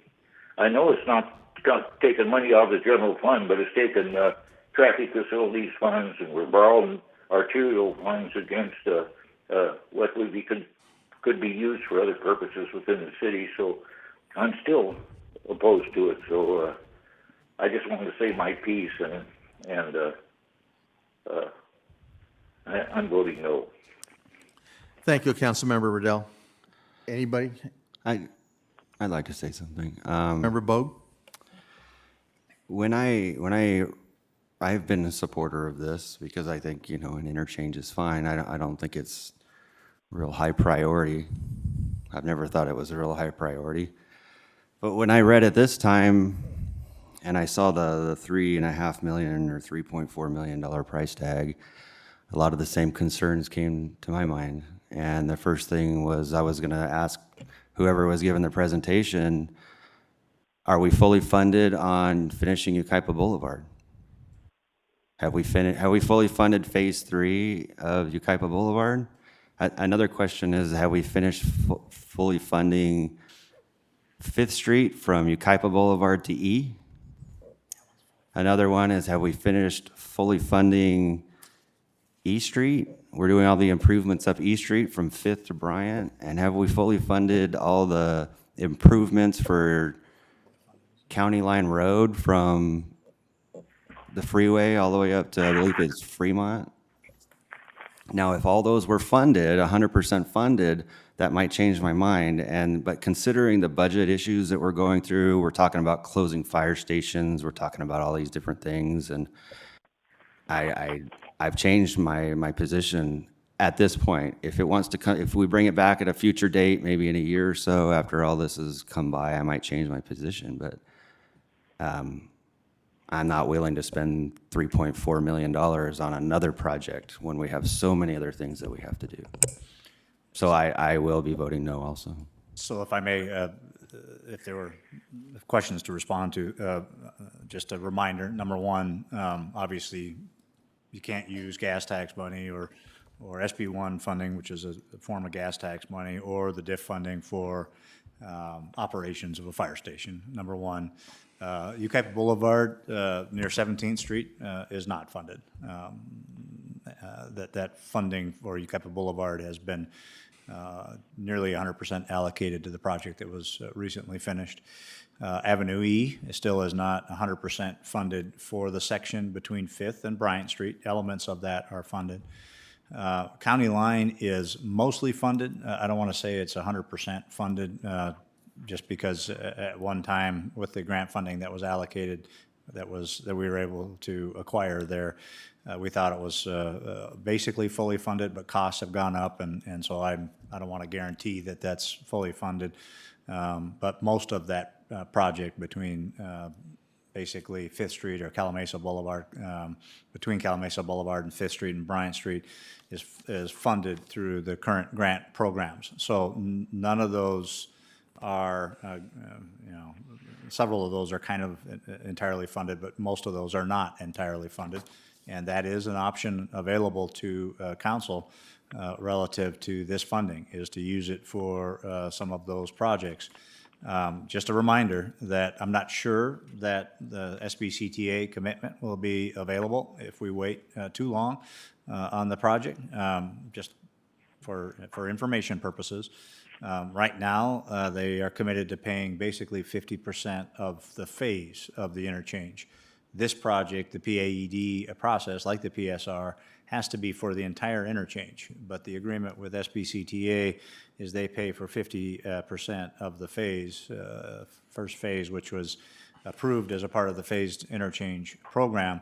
And just for clarification, the reason that Wildwood Interchange was ranked so low, even though it was listed in the measure, which I think is something that's important arguable. to bring up. It was actually listed in Measure I. It was. The reason it was ranked so low is the methodology that SBCTA, or at that time Sandbag, used to evaluate, prioritize interchanges throughout the county was based on existing congestion.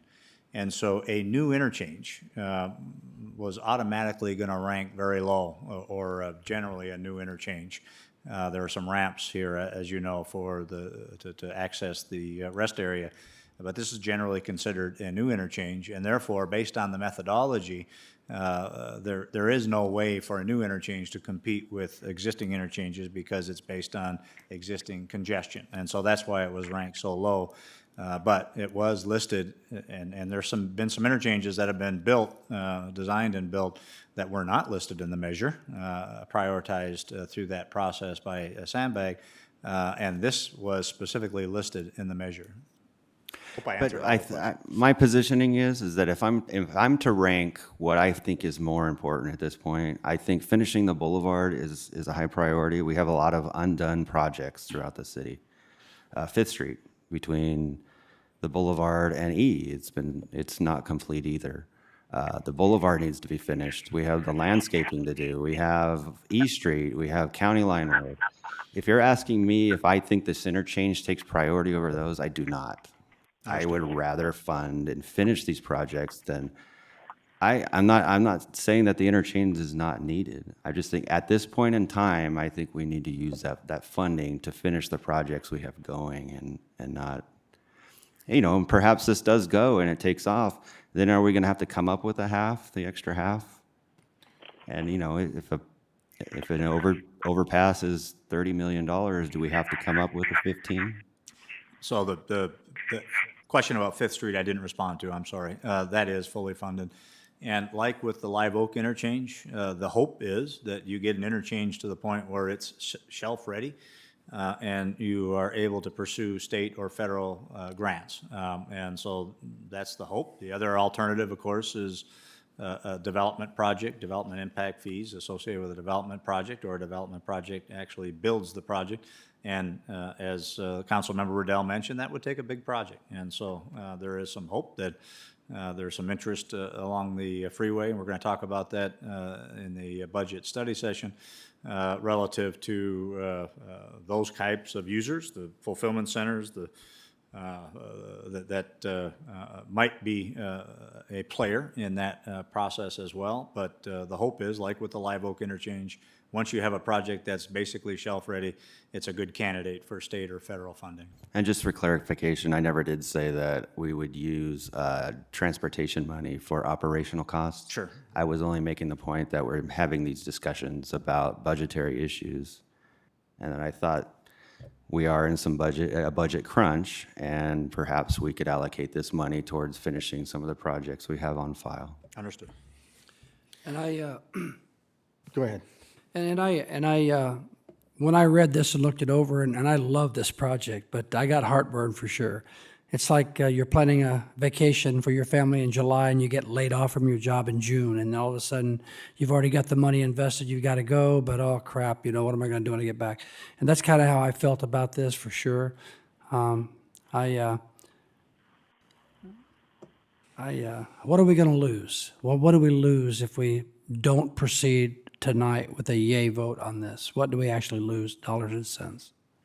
Well, you lose the potential for the $625,000 from SBCTA for this element of the project, and you're likely to lose the funding for construction, their share of the funding for construction of Phase 1 if we put it off as well. So, I understand certainly the challenges. I understand the general budget concerns, and I understand the priorities, and certainly the council should make those decisions at this tough time.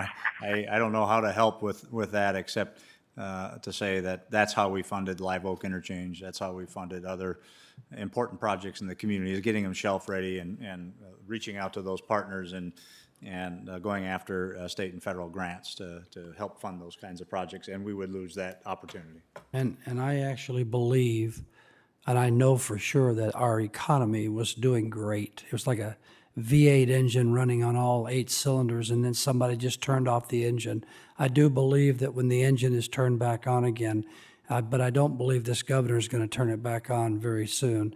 But when it's turned back on again, I think we'll be right back where we were, and I'm praying for that, actually. one of the things that we have to consider, thank you, Councilmember Duncan, is that we are kind of in a unique position right now, is we have matching funds, or we have funds available from SBCTA, and if we don't utilize or take advantage of this opportunity, we very well may lose that opportunity in the future. In addition, the cost is going to go up again anyway. So this is the best prices we're going to get. Next 6 months from now, the prices are going to go up, and we may not have the funding to support this. We are in a unique position in that we're trying to do some future planning, and as Ray alluded to, everything seems to be reactive rather than proactive. And we're trying to be more proactive in this, and with my limited discussions with Ray Wolf as a member of the SBCTA board, he understands our position, is that we're trying to get the specific plan, the corridor, freeway corridor developed, and we're going to have to use this in order to get us developed. And the bottom line is that I think interests will grow when they know that we've got some sort of circulation that can accommodate and support their businesses. If we just have it the way that it is, and we all know that Yucaipa Boulevard and Wildwood Canyon, it ties up quickly just with at the pumpkin patch. Look at the disaster we have every year. So we need circulation, and I think we need to strike while that poker is hot. We need to take advantage of everything we can, because down the road, even though it may not happen within the next 10 years, at least it's not going to cost double. And then even though we may be flush with money, which I'm hoping too, that our economy just roars, but it's still going to be a lot of money. And we've done this in the past. To my chagrin, is that, well, why are we doing these projects when we haven't even finished paying for all these other ones yet? We've done this before, so I don't see any difference except that this is a big chunk. I support this. I think this is important for the future of our economy. We need to develop the freeway corridor specific plan, consider the options of what we want. We can argue or discuss what we want to see there, but the bottom line is that we need to start getting some revenue in that's a little more steady than just rooftops. You know, we're a bedroom community, and we need to get some commercial revenue in terms of values and taxes and things like that. This is important, and I think we're at a cusp right now.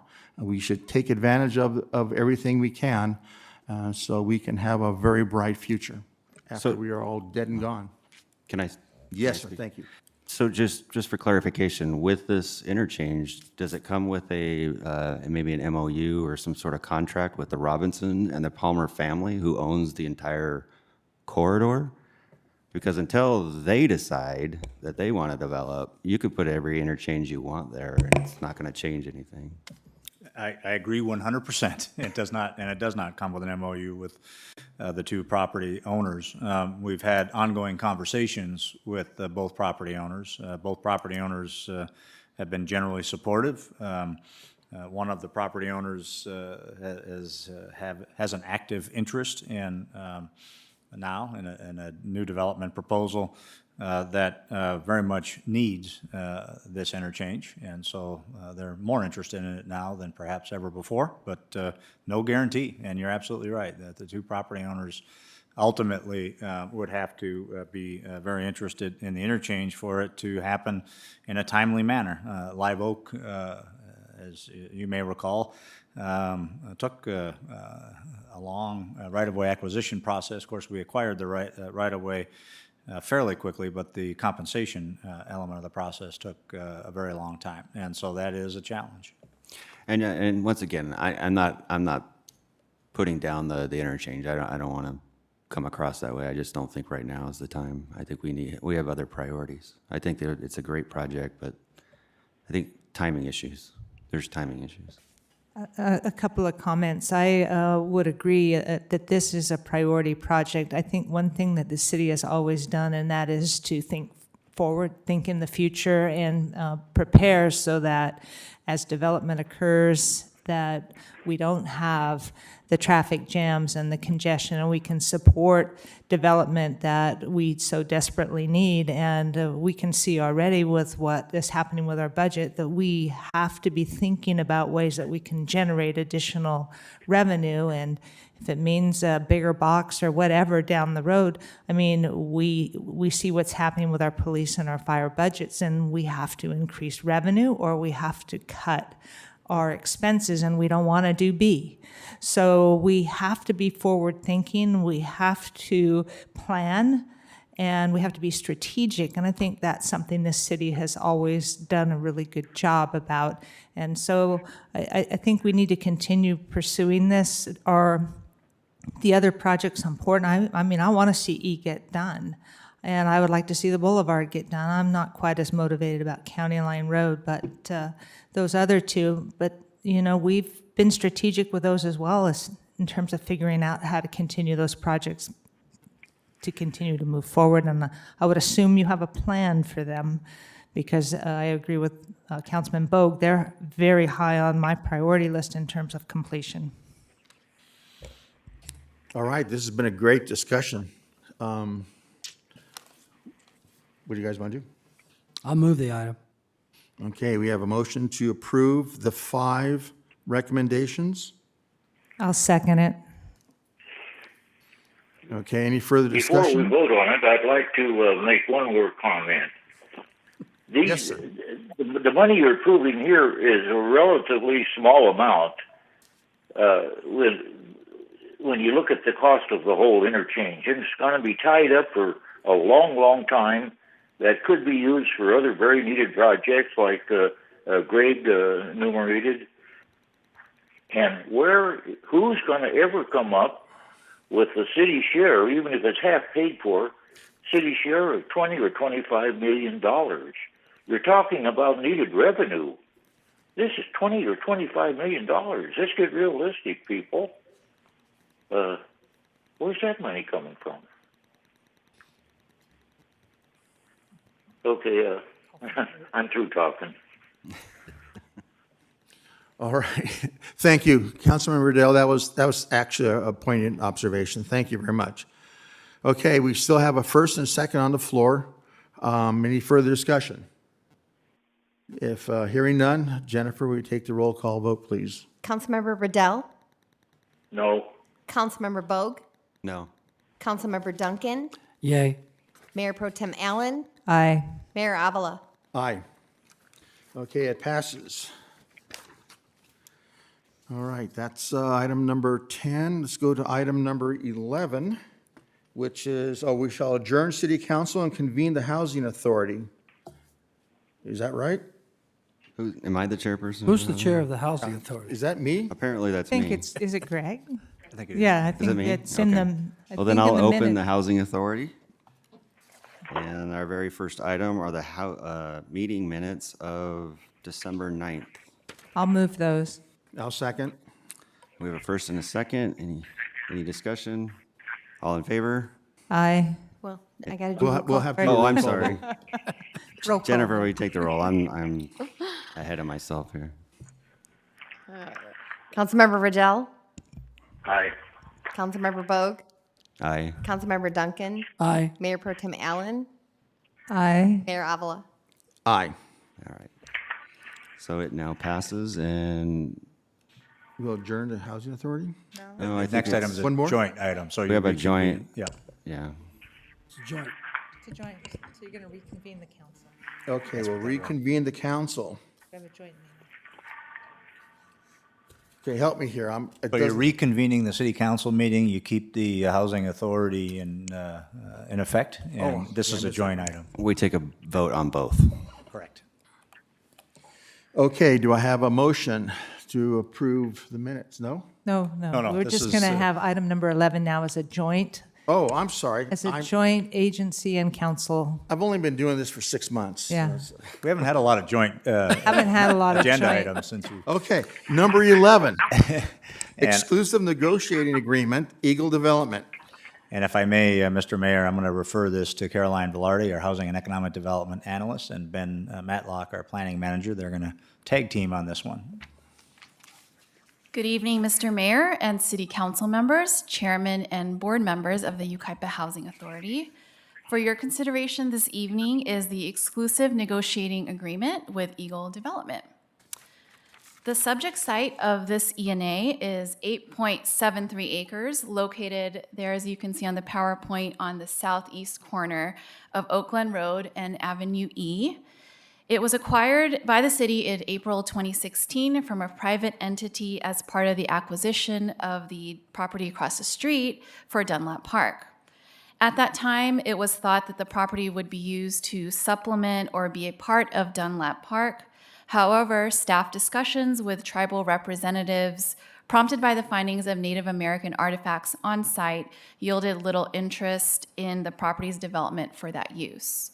Instead, the future Dunlap Park will incorporate elements of the area's cultural heritage, thus reducing the need for such a use on the subject site. As an alternate to the cultural center land use, staff has explored other options for the site. Given the city's housing obligations under current state law, staff has considered the subject property as a site for a multifamily housing development to facilitate compliance with the state's housing requirements. So to speak to that and the state's obligations, I'll introduce our planning manager, Ben Matlock, to speak a little more on that matter. Thank you, Honorable Mayor and City Council members. As City Council is aware, the General Plan's housing element is the City of Yucaipa's official housing policy. It really serves as the key policy direction related to all things housing within the City of Yucaipa. A key component of the housing element is implementation of the Regional Housing Needs Allocation, or RHNA. And with the current RHNA or proposed upcoming RHNA cycle for the sixth housing cycle will be from 2021 to 2029. As part of the implementation or preparation of the housing element update, the City Council did approve a contract with PlaceWorks on January 13, 2020 to provide for the housing element update. And then this actual project is being funded through the Housing and Community Development Department with the state SB2 grant application. And then PlaceWorks had provided a overview and study session on January 27, 2020, which discussed the additional challenges for cities with the upcoming cycle. So as a general highlight, the RHNA number expected for all jurisdictions throughout the state of California is going to be much higher than it was in the prior housing cycle.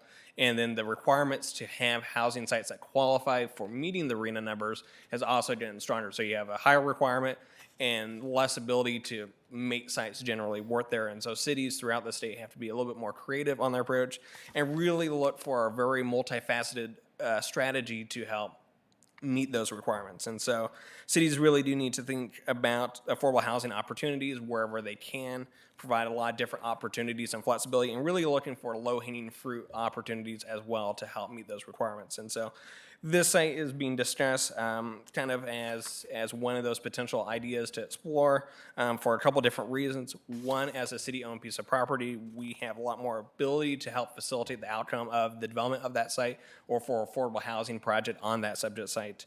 Two, the development of the site can also support the RHNA numbers that we have. Also, there was an adjacent affordable housing site designated that was in prior housing cycles, and so the development of this subject site would help lend support for the development of the other housing site and help maintain that housing unit count for the upcoming housing cycle as well. So it allows kind of us to get credit for what we had before, make sure that that isn't lost in the future, and then also help add the number that we need to for this cycle as well. And then the final component is, as it's adjacent to the city's proposed Dunlap Park, as a sound planning principle and kind of general plan policies is to get housing close to recreational amenities, making sure that those that live in the city have access to park facilities. And so that synergy between the uses also is able to be facilitated. And I'll go back to Caroline and I'll be back up in a few minutes. Thank you, Ben. The subject site for the proposed ENA this evening is with Eagle Development. As you may recall, Eagle recently and successfully completed the 96-unit Yucaipa Villas senior housing project. It's fully occupied, located on 5th Street and County Line Road. This slide and the next slide will show project renderings, the architectural facade, and a site plan of the Villas housing development, which includes many amenities for its residents, including a community center, a pool, and a dog park. These are photos of the villas today. It was recently completed late last year, and as mentioned, is fully occupied. So Eagle is very capable of developing a very beautiful amenity project for our community. Eagle is interested in exploring the feasibility of a housing project on the subject site, and an ENA would allow both the city and the developer the time to conduct special studies, complete feasibility analysis, negotiate the terms of a development and disposition agreement, or a DDA, and approve a development plan. The ENA has a term of 1 year, or approval of the DDA, whichever is later. And under this ENA, the Yucaipa Housing Authority will provide for the development of the site with approximately 150 to 250 rental units, with 100% of those units set aside as workforce units. 20% of those units would be reserved for families making no more than 50% of the area median income in the county, and 80% of the units would be for families making no more than 80% of the area median income. Other provisions of the ENA include Eagle's commitment to the project, a financing plan, and Eagle's loan to the city to fund special studies. This ENA is intended to lead to eventually a DDA, which staff will return to council with for approval. Along with that DDA, as part of the amended Surplus Land Act, staff will also present a resolution on the property's disposition and a report detailing the project's economic benefits for council's consideration. Staff believes that the disposition of the subject site for workforce development housing is necessary for agency use, given the city's obligations to provide for housing in alignment with the state's policies related to the current housing crisis. The Economic Opportunity Report and public hearing and resolution on the property's disposition are all required procedures under the amended Surplus Land Act. As mentioned and as part of this ENA, there are upfront costs for the city associated with this project. In addition to the Eagle loan to the city, staff is seeking approval to submit a funding request to the state of California for its Local Early Action Planning Grant, or LEAP, to help with upfront costs. Once again, our city planner, Ben Matlock, can speak more on this grant. Thank you. So the state has, or HCD, the Department of Housing and Community Development, has prepared a Local Early Action Planning Grant Program, or LEAP as they call it, which is really designed to help facilitate housing. The purpose of this grant is very similar to the SB2 grant I referenced earlier for the housing element update process that was awarded to the city, and then the cap for the LEAP grant based on the city's of Yucaipa's population size is $150,000. The grant purpose really is, as I mentioned, the state laws for housing has certainly increased the rigor of housing elements and how cities deal with housing. And so this is a way for the state to help provide programming and kind of planning initiatives to help support the direct development of housing. And so 2 tasks as part of the LEAP grant funding are proposed related to this site and then the broader kind of area as well. One is a non-collective Phase 2 cultural resources report to address sensitivity to tribal resources. As Caroline mentioned, this site does have a degree of sensitivity, and so this city is working with the Samuel Band of Mission Indians regarding this site and the potential development feasibility of it, and essentially through that process would help identify potential sites or constraints on the site and then guide the development and site design requirements for the property. And then the second component of the LEAP grant funding is to provide the infrastructure design for this site as well as adjacent RM24 designated site as well as the Dunlap Park. And so you get the synergy of getting some of those potential barriers and impediments for housing development resolved as well. And so it's able to kind of facilitate a few different components and help kind of leverage kind of the collective actions that are happening to help ensure that, one, the city can meet the requirements for keeping the existing site as part of our arena listing, having this one and then also helping facilitate even the development of Dunlap Park as well. And then so this grant project or the application proposed by the city would support the state's requirements of supporting housing consistent with the grant requirements, and then also help leverage other city projects as well. Carolyn. So in addition to facilitating the city's housing goals, as Ben spoke about, the project provides a direct benefit to the Yucaipa community in increasing the availability of quality, residential, family-oriented housing in the city. Increasingly, employees at companies located in Yucaipa do not live in the city. Sorensen Engineering, a key employer in town with approximately 400 employees, affirmed this trend. Sorensen Engineering staff has shared that the percentage of their employees living in Yucaipa has decreased to approximately 35%. Specifically, staff spoke with Angie Nett in the company's human resources department, who stated that 87% of Sorensen employees have an annual salary that is less than 80% of the area median income for the county, which for our county is $60,240 for a family of 4.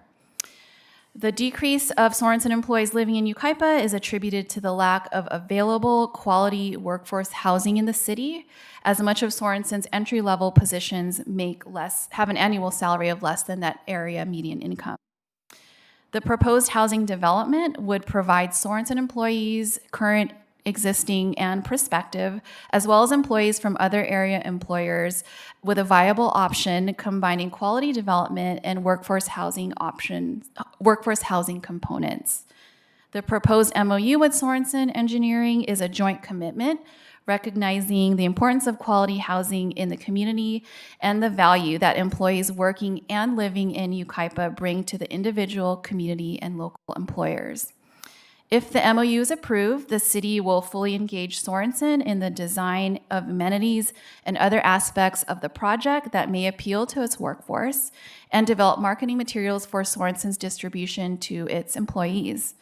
Sorensen's responsibilities include collaborating with the city on marketing efforts for this and future housing developments in the community to its new and prospective workforce. As mentioned, this project does have upfront costs for the city to fund special studies. In addition to the Eagle loan and anticipated funding from the state grant, staff recommends that the remaining funding for net costs associated with the infrastructure design and studies be funded from the Dunlap Park project budget included in the fiscal year 1920 CIP, as the infrastructure for this project will also support Dunlap Park. No new general fund allocation is being requested for the project at this time. And it is also worth mentioning that staff has reached out to county staff on this project, and based on our initial discussions with them, they have expressed interest in collaborating and working with the city in this endeavor. In conclusion, staff recommends that the City Council and Housing Authority Board approve the ENA with Eagle Development. Staff is also making other recommendations to the City Council in the report, including approval of up to $70,000 for costs associated with the special studies and investigations, which are necessary to evaluate the feasibility of this project, adoption of resolution number 2020-24, authorizing staff to submit a LEAP grant request to the state of California, and approval and authorization for the mayor to execute and administer the terms of an MOU with Sorensen Engineering regarding commitment to this and other housing opportunities in the community. This concludes my report, and I, along with representatives from Eagle Development who have joined us this evening, are happy to answer any questions you may have at this time. Thank you. Thank you. Very thorough report. Are any questions of staff? Councilmember Riddell, do you have anything to ask? Well, when this thing came up before the council at the last meeting, we had a vote on whether it should be a senior project or a family project, and with this working agreement with Sorensen Engineering. Both Greg Bogue and I was comfortable with the senior project because Eagle built a tremendous one down there on 5th and County Line Road. And so we we both supported the senior project. However, with the housing authority the way it is, and with our requirements, we're going to have build a number of projects similar to this. And with Eagle managing the project, even though it's a family project, even though my preference would have been for a senior project, even though it's a family project, I'm still going to support it because we're going to have to build lots of things, and with Eagle managing it, I feel better about it. Now, in reading the agreement with Eagle and Sorensen, the thing could be owned, and probably will be owned by a limited partnership with Eagle as the general partner. And if there's something in there, and I didn't quite get it, if Eagle was going to continue to manage this thing, no matter what the ownership is, I'm all for it. I hope that's what it says, but in any event, I'm going to support it because I think we need projects like this to fulfill our obligation with the housing authority. And with Eagle involved, I know it'll be a good project.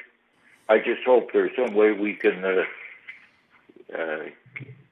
keep Eagle running the thing so it remains a good project. So I support it. Okay, Ray, can you answer his question? Yeah, if I may, Mr. Mayor, you may ask the Eagle representative to commit to that. We can certainly incorporate that into the DDA.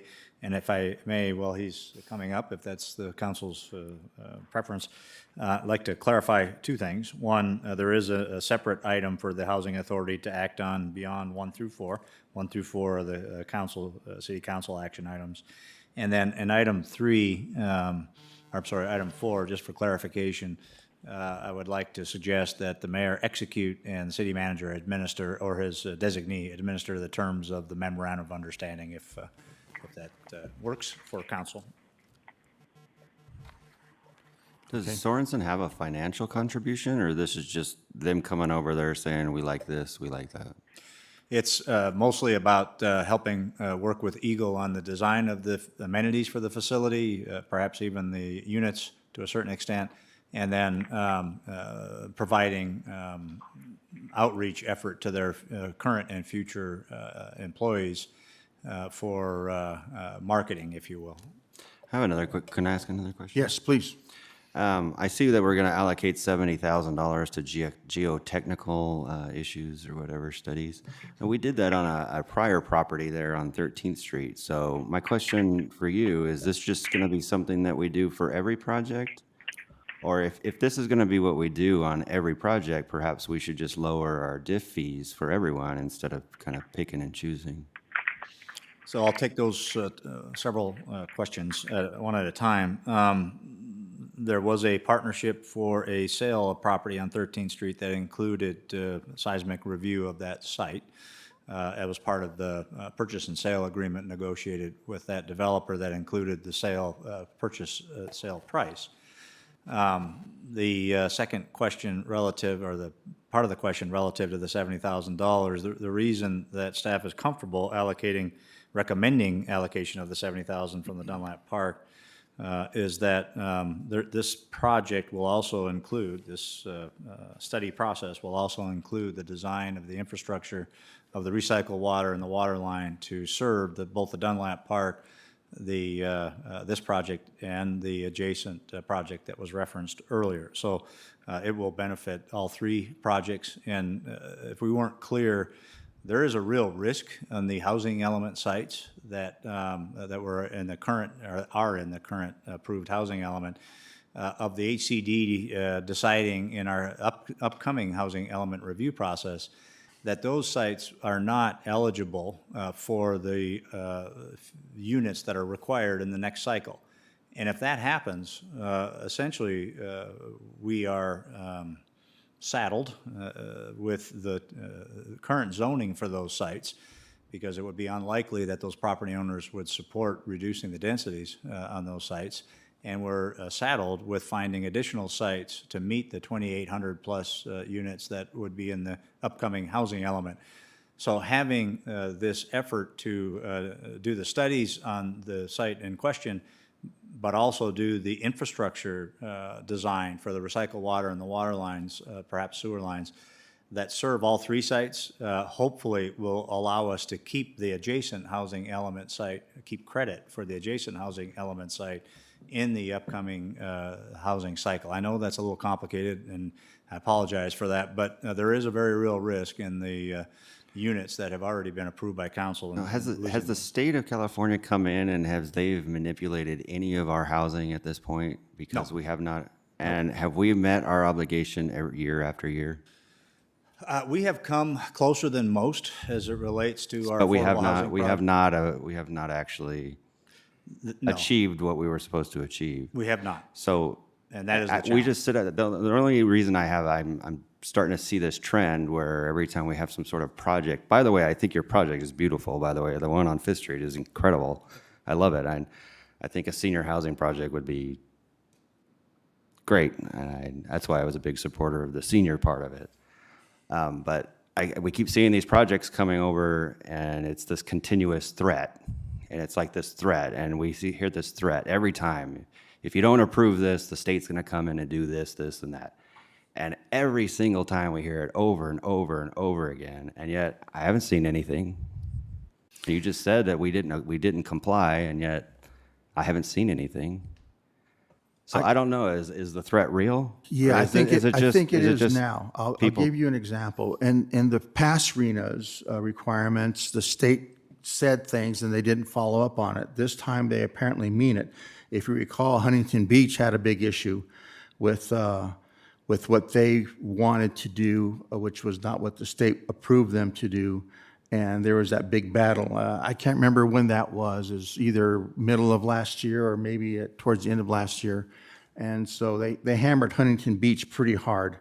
And as a member of SCAG, the Southern California Association of Governments, we are getting assurances that the state is very serious about meeting our housing needs. As you know, we're about $3.5 million short of meeting that, and But they're- what you're they're saying getting right a now little- really is nothing different than Well- I've heard for the last 3 years, so I just don't know. Well, this is from the time that I've been on in the last year and haven't been part of this conversation more directly because I'm on the housing committee.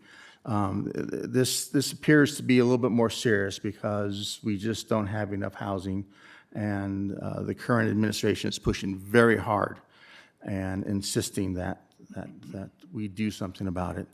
I'd rather err on the side of caution than get spanked later on because Well, we that think kind of brings me back to the $70,000 thing and then the diff fees. So I'm all for developing the Dunlop area. I think it needs help. We need to do what we can, and perhaps creating a zone where we give them a diff fee vacation or something, some sort of reprieve or a discount for if they build within a certain period.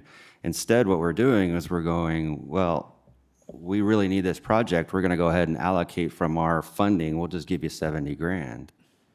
And I don't like that. It's picking and choosing. I think what we need to do is perhaps create a zone in the Dunlop area and just cut the fees for everyone, not just picking and choosing each development. And this is nothing to do with the Eagle. I love you. Eagle was you guys did a fantastic job. I'm just kind of looking at it as an overall policy is what my concern is and where we're headed.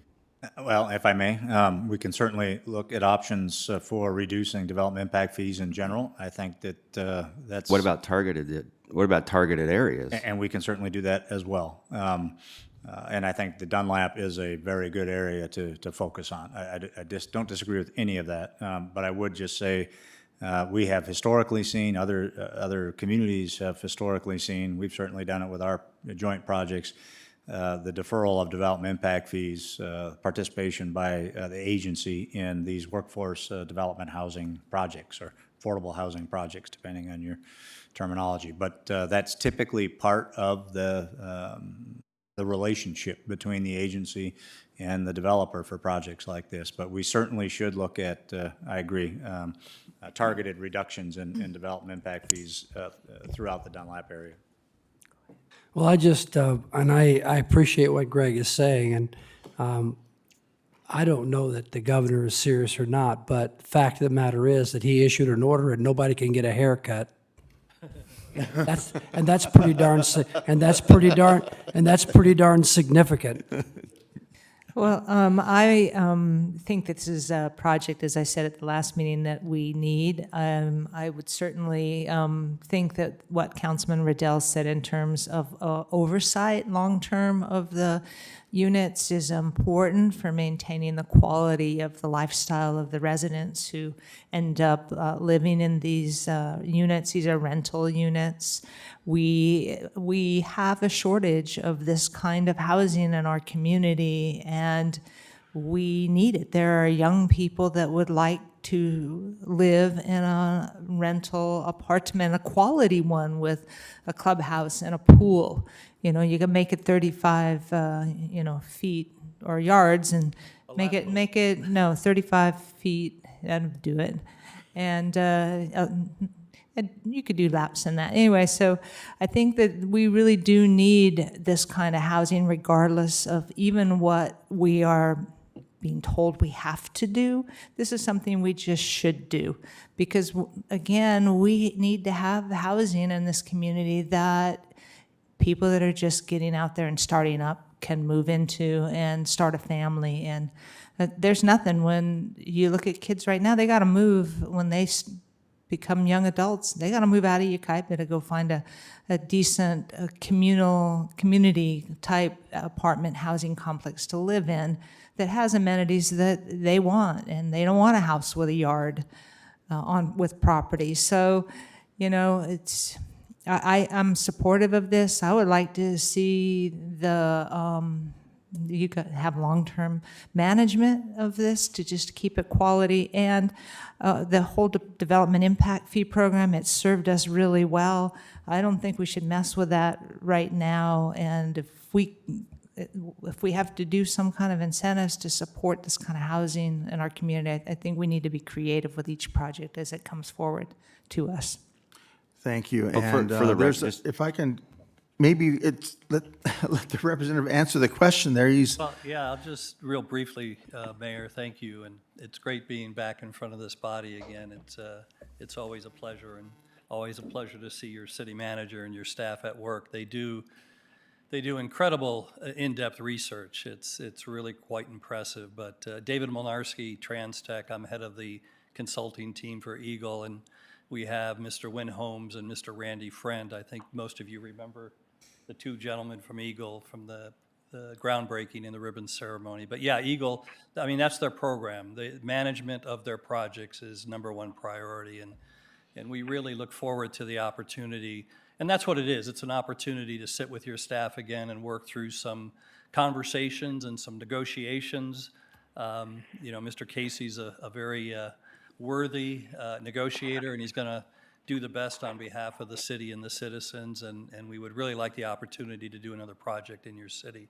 And we're all here this evening to answer any questions or to support this item, so we really appreciate it. And we appreciate the kind words about the senior project as well.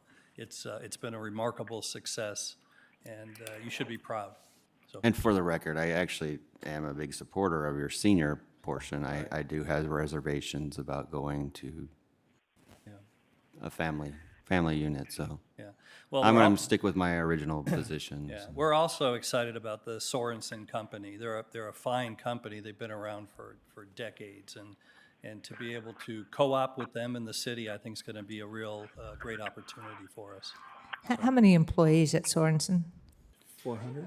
Right around 400. It's flexed a little. It reduced staff just a little bit under the COVID-19 guidelines, but right around 400.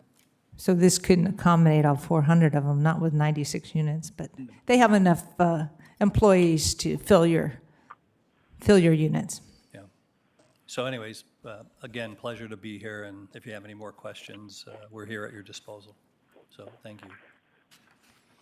Right, thank you, sir. Thank you. Are there any questions of staff or of Eagle? I'll move the item.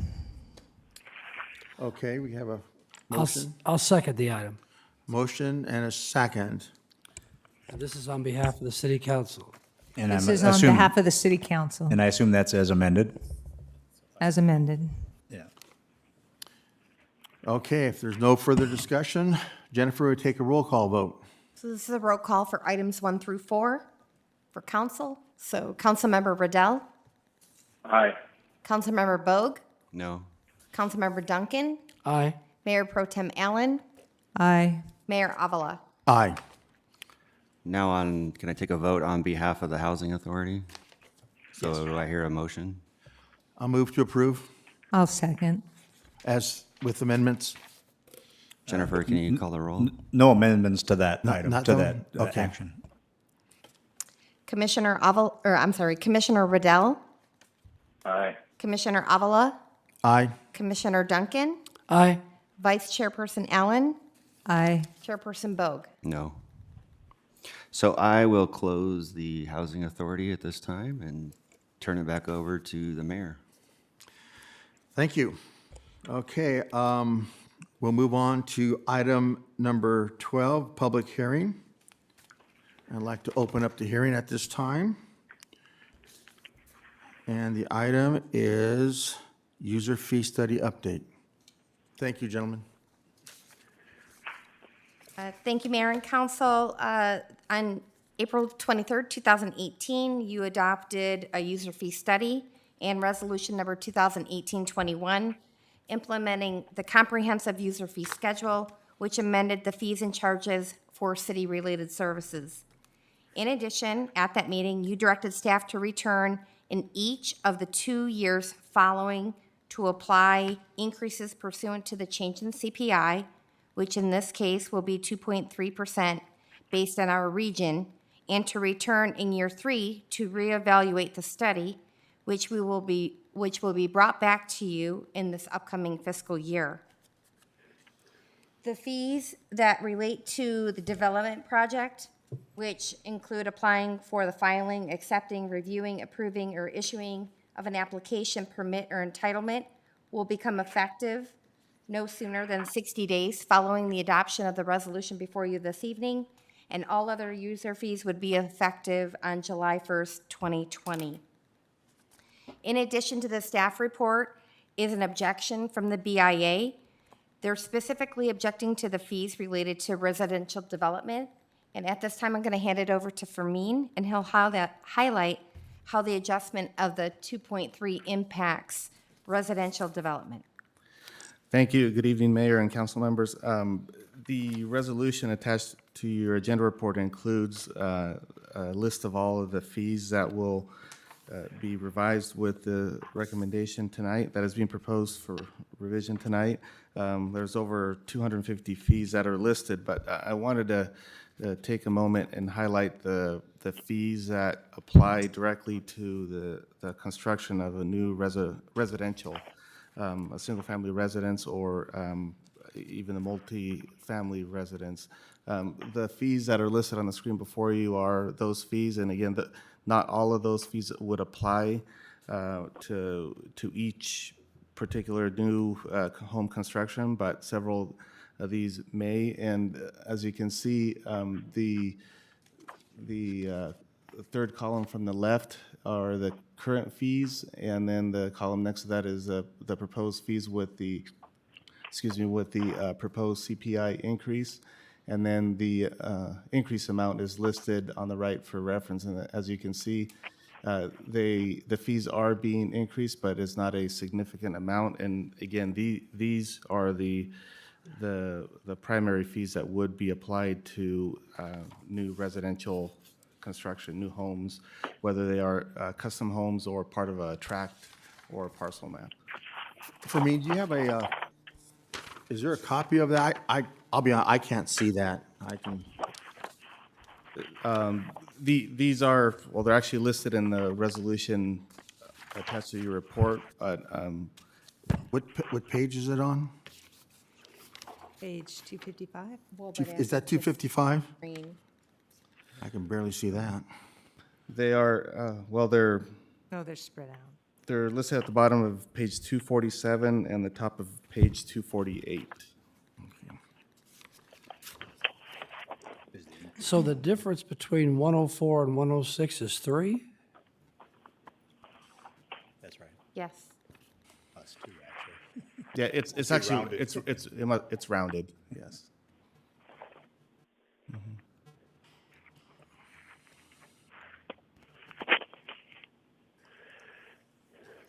Rounding error.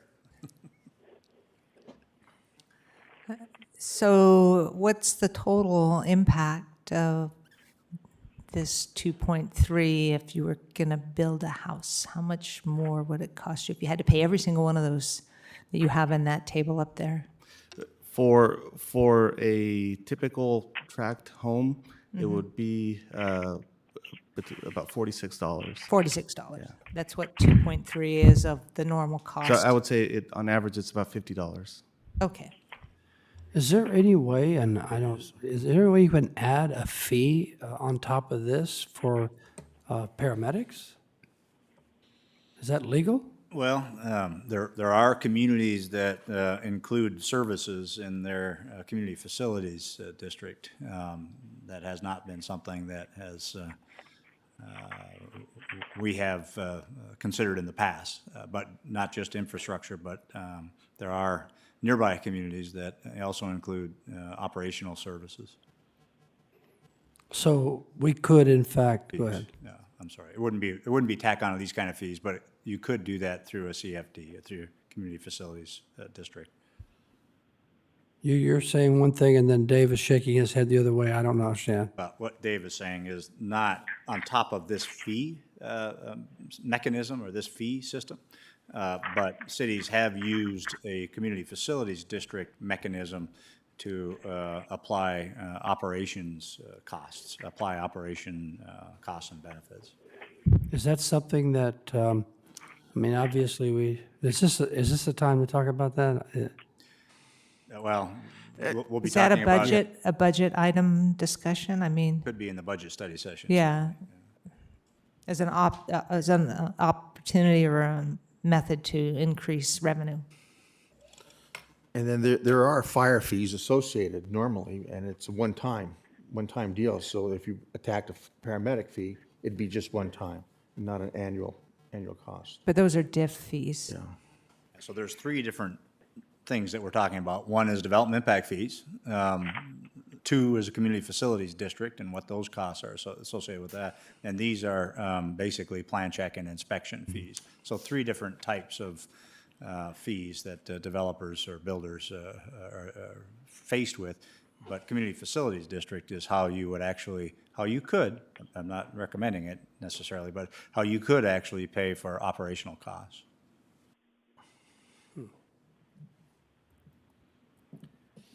All right, any other questions? No, I think it's the suggestion is there something that could be added to that fire prevention that would include paramedics, something that it'd have to have a halfway decent multiplier on it. But well, what's the possibility there? I didn't get all of that. Shall I? So we were talking about 3 different types of fees or assessments. Community Facilities District is normally an assessment for infrastructure improvements only. But there are some communities that also use Community Facilities District to help pay for operations costs, and that could include fire costs or police costs, public works. This item before you this evening, as it relates to builders or developers, is primarily plan check or inspection fees. Okay. A minor amount compared to the third item, which is development impact fees, which are the mitigation fees for impacts to traffic, Okay. drainage, et cetera. Okay.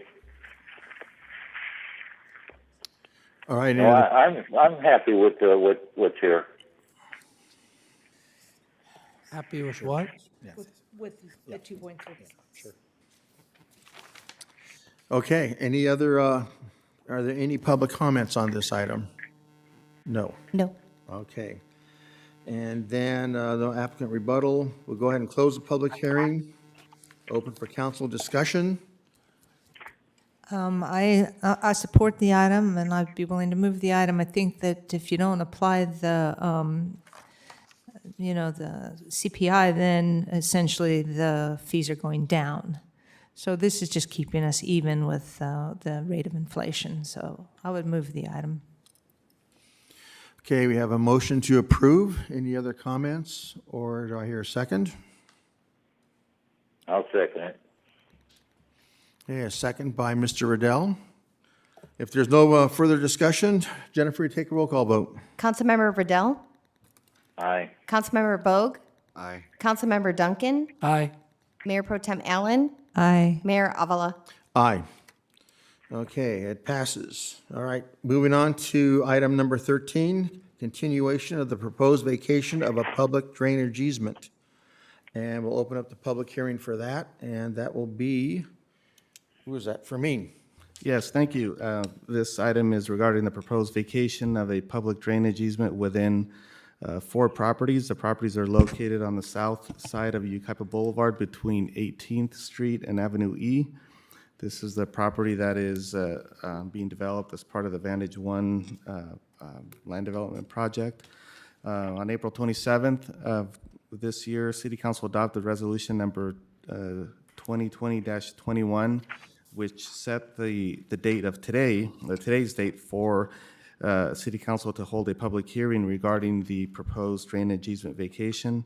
The purpose of this item is to request or recommend that public hearing be continued to the June 22nd, 2020 meeting to allow staff the additional time to meet the publication and noticing requirements that are required by the State of California Streets and Highways Code, which is the code that is followed when a public easement is vacated. So the recommendation before you tonight is that City Council continue the notice public hearing for the proposed vacation of a public drainage easement within APNs 300-191-28, 300-191-29, 300-191-30, and 300-191-31 to the City Council meeting of June 22nd, 2020.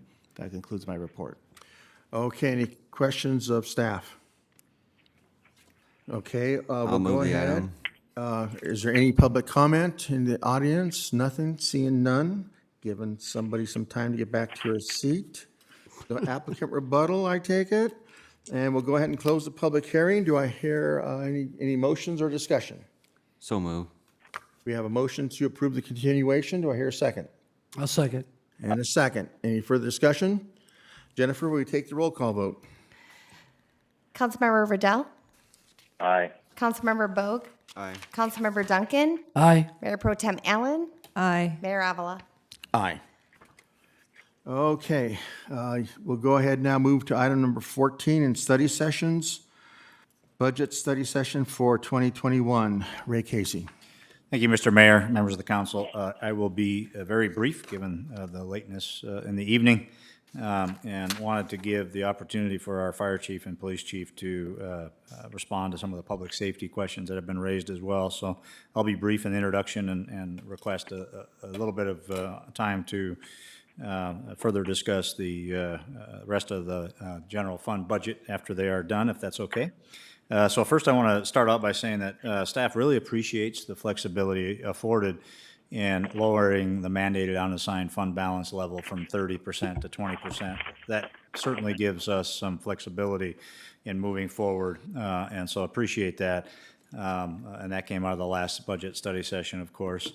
But however, at the least, very least, I think it's incumbent upon all of us, and I know council does as well, to plan for limiting the use of fund balance funds to balance our budget this fiscal year, and plan for how we get back to a place after the COVID-19 recession, after the other issues that we're dealing with, back to a net revenue annual structural fund balance. We've had that for decades, and we certainly need to plan for how we get back to that place as quickly as possible.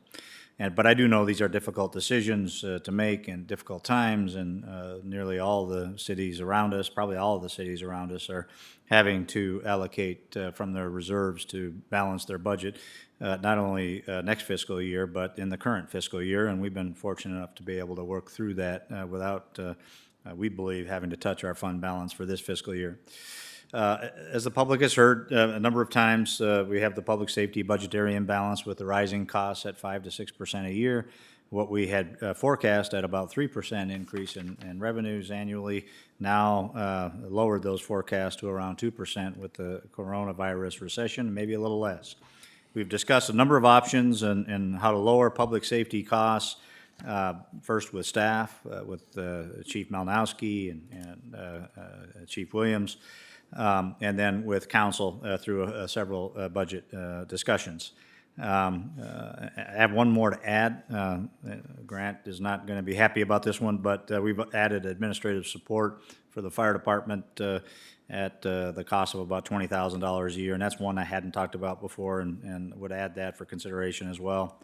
But before we discuss the rest of the general fund budget, and I'd like just an opportunity to do that briefly, I have asked both the fire chief and police chief to be available tonight to answer questions, to talk about the options that we discussed along the way in trying to mitigate those cost increases as best we could, and the background in some of those, as you see in your staff report, the white paper for the rolling brownout and option, and some of the other options. The new option for fire department is basically, in addition to the rolling brownout discussion, is to defer the acquisition of our next fire engine for a few years, and that's part of what that new staff report exhibit shows you.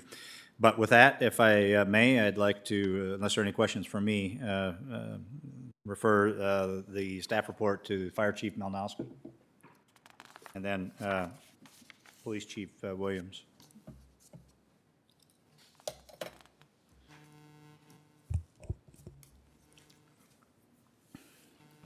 So, Mayor and Council, good evening. Just to clarify some of the options that were presented for you for possible expenditure reduction. So there's when we look at the fire service, our operational costs are about 10 to 11%. So there's really no appreciable area we could cut for our operational budget. It's covers our daily operating costs. So when you look at any cost reduction, they kind of all tie back into either capital items or staffing. Staffing is about 89% of our budget. So we could either reduce positions or reduce overtime. So one of the two options for reduced staffing that were brought up would be, one, to reduce the Station 2 to a paramedic squad, which would be a reduction of about $465,000 a year, and what that would imply, dropping a fire engine 6 days a week. That a more assertive stance on reducing staffing would be to drop an entire shift. So we would have one engine reduced 3 days a week for a $716,000 reduction, and then 3 days a week there would be two engines in the city, which would be the more aggressive of the two. And then if we don't reduce staff, Grant, could you repeat both those again, just to make it clear to me? the paramedic squad, so we would reduce 2 personnel, essentially from, we currently carry, floor staff, we carry 21 personnel. So compared to other municipal departments, because of how CAL FIRE staffs, we staff with overtime instead of planned overtime instead of more people, which is actually cheaper with benefits, all that stuff. It's cheaper to have somebody at time. And we're staffing 4-0, you say? I'm sorry? We're staffing 4-0? No, three personnel, 3 engines every day. So we have 9 people on every day, but we staff 21 people in this city, where like traditional other cities would be 27 people. So it's already kind of reduced. But to reduce more personnel would either be to drop something. So either to reduce to a paramedic squad, or to drop an entire shift, essentially brown out a shift. That'd be 3 people reduction. Okay, and let's talk about the savings in each one of those examples again. A 2-person paramedic squad, to reduce 2 total people staffing wise, would produce essentially a paramedic squad. There would be a cost to procure the unit and all that. Would reduce 2 positions, which would be about $465,000. Okay. And then an entire shift would be 3 personnel, which would be $716,000. And then we would lose a fire engine for those days. And how many days a week would we be without a fire engine? 3 days. 3 days. Yep. Okay.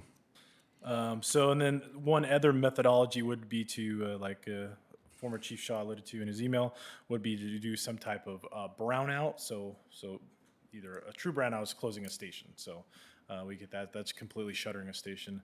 But the rolling brownout was brought up, and what that is we whatever parameters we set, it's kind of a broad range. But say if we have 3% on engine, if 3 people are off for whatever reason, overtime, sick leave, training, we don't feel behind once we hit 3 people off, we shut that engine down for the day.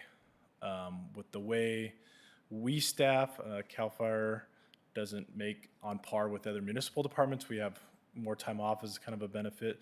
There's a lot of people off essentially a lot of times, so that could be pretty frequent. When we estimated the cost, we were ballparking. It's kind of hard to give an exact number where we set the parameters, but about $300,000 to $350,000. And what that would do is whenever we hit those markers, we would shut the engine down for the day. So there would be no set days that it would happen.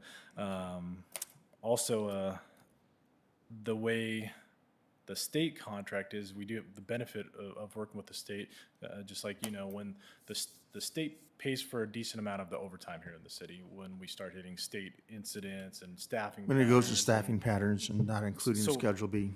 I pulled our overtime costs, and there's some years where they've offset our overtime costs upwards of $200,000 plus from what we're budgeted. So there's complexities to that option. It's not just a straightforward cut. And that's kind of we have applied for grants. We applied for a SAFER grant. That might be different outcome this year. There's more funding from FEMA with COVID, and also we are in a deficit on the paramedic side, so we have put in for that. So that's kind of the options we have, unless there's anything else specific. Okay, and I'm sorry, any questions of? If I may, Mr. Mayor, perhaps Grant could also talk about the non-resident fee discussion that we had for paramedics, if that's. Can I ask the question first, then I was going to Yeah, ask absolutely. that one. Chief, it's your white paper regarding the rolling brownouts suggests that we potentially would have to shutter a fire station every day of the week. Did I read that correctly? Yep. With the amount of people we have off for any given reason, and like I said, some of those days are not even affecting us. The state pays for it. With fire assignments, all that stuff. If we're filling overtime, and that's what we're basing it off of, 3 people on overtime, it would be frequent. Okay. So Okay. it would, in essence, it would have, say, 2/3 of the year you'd have a shutdown fire station. It would be very, very aggressive to make that $350,000. Okay. So if I were to be asked, it'd probably be one of the least desirable options if we had to go down that road. And then, yeah, we are pursuing the feasibility for non-paramedic or non-resident paramedic fees and what that'll look like. And Ray gave a report on that. And then we're also working on an agreement with the Crafton Hills College to see if that's going to be a feasibility to reach an agreement for, it's an institutional service agreement, which will help offset some training costs and what other options are there out there for us where we pursue everything, apply for every grant, and offset any cost we can, obviously. Okay. Did you want to talk about the resident paramedic fee in some detail? So yeah, I can go over it. So we look at non-residents don't pay any type of paramedic fee if they use the services. So it is feasible to assess those people for basically bill for services. And we would essentially use the cost recovery type company for billing. And same thing, depending on where we set the parameters and how aggressive we are on collections or there's very aggressive to not aggressive at all, where it's just a paper reminder, and if they don't pay, they don't pay. And the range on that could be anywhere from, 20,000 to 200,000 a year, depending on where we set the parameters. So definitely an option. It could offset some, won't fix the deficit in the paramedic budget, but it could close Can the I gap ask, a little can I bit. ask a question? Yes, please. Grant, you helped me out with an issue not too long ago with an individual who lived in another city, and he did get in an accident, and then he was charged an additional charge. It was something through the insurance. Is this the same type of thing we're talking about? Very similar, and if that could be a potential company for the same thing. So that's under the crash tax that council had approved many years ago. So essentially, we get reimbursed for vehicle accidents if there is like hazardous material, oil, fuels, stuff like that, where we have to do cleanup, and basically that person has caused an issue where we need to expend city funds on it, and it goes to insurance. So that, for example, like I said, where you can set the parameters, that's the very lowest. Like our recovery company will give them the information. They'll send it to the insurance provider. The citizen should never see it. It should only go to the insurance provider. Not that it's like a secret or anything, just we Right. don't, that's the lowest level. If the insurance pays it, they pay it. If not, we keep sending, the recovery company sends a notice for 6 months, and if they don't pay it, they don't pay it. We don't go to collections or anything like that. So, but it is to recover the costs that they essentially created if they're at fault. So it's not just for anybody that's an at fault person who's created this issue for us to mitigate at the expense of the city. You have anyone else have questions? I have questions. Councilmember Riddell, please. I had trouble hearing Grant throughout this, so I'm going to be saying something probably that is repetitious. But at our last meeting, when it was suggested that we changed, convert Fire Station 2 into a paramedic station, that was voted down by the council. It was determined that leaving this station open was as a full service station was very important. And one of the things that we discussed, and I think it will be included in this budget, is that we'd reduce the emergency fund in the budget from 30% to 20%. That'll actually save a lot of money, a couple $1 million. But I know that's going to be to help out several items, I guess, in addition to keeping the fire station open. But in looking at the suggested things on page 261, I'm in favor of all of them. The rolling brownouts would probably, as I understand it, would keep Fire Station 2 out of service maybe 1 day a week. Because the other two stations have considerably more calls than Station 2, so it would be the one that would be down perhaps 1 day a week, if I understand it right. So I'm in favor of the rolling brownouts. On the non-resident paramedic fee, I'm very much in favor of that too. And I think we have this in some cities, and I know Grant's been working with the city of Redlands because I think they're contemplating the same thing. I know AMR, when they take you a trip to the hospital, they charge like it's been 15 years ago, but when they took my wife to the hospital on a couple of occasions, it was $1,000 a trip. My medical plan paid for it without question, and I think that a medical plan, for the most part, would pay for a non-resident paramedic fee too. And in a study, I don't think that $500 would be unreasonable. But I realized it would be a collection problem on some of them, and if it was a transit type of person, didn't have insurance, you just about have to write that off. But for the most part, I think people carrying medical insurance, I think that would cover the non-resident paramedic fee. Delaying the purchase of the fire engines by 3 years, that's a good suggestion too. That's very viable. And as far as postponing additional battalion chief, that doesn't look too promising, but they're still working on it, and I guess there's a remote possibility that it might happen. But all the items mentioned on page 261, where we would save over $1 million, I think that I'm in favor of those. And that still leaves a remaining shortfall of $429,000, but I think cutting the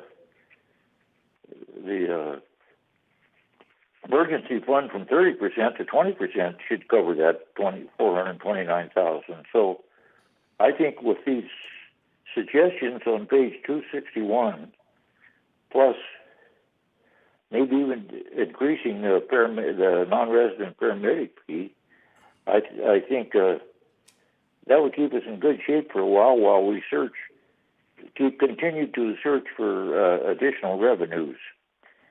And I noticed that one of the things you handed out tonight, I guess it was the bed tax for hospitals. Is that what that fund paper is? It says that Highland and Yucaipa have a 7%. Is that a transit tax or a bed tax? And most of the other cities have 10%.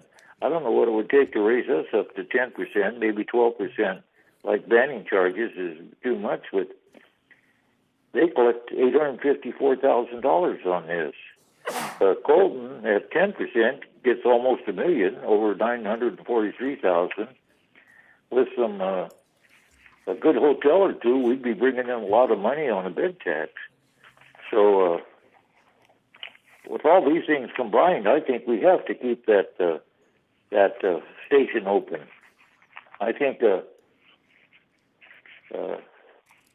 public safety is the number one priority of every single council member. It's the number one priority of every resident, if you talk to them, is public safety. So I think we have to have that fire station open until we could use these suggestions that are made until we can find a additional revenue source. That's my pitch. I don't have any questions. No, I certainly don't support the rolling blackouts, but the other suggestions seem feasible. But we're going to hear, we got another presentation yet? Yeah. Okay, yeah. You want to move forward? Do you have any questions of Chief Malinowski? Not right now. Let's Okay. keep moving here. Yeah, thank you, Chief. Captain Williams.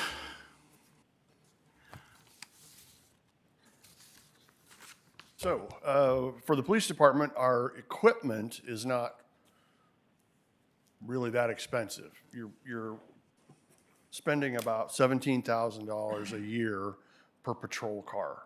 So cutting patrol cars themselves, the piece of equipment, is not going to save you all that much.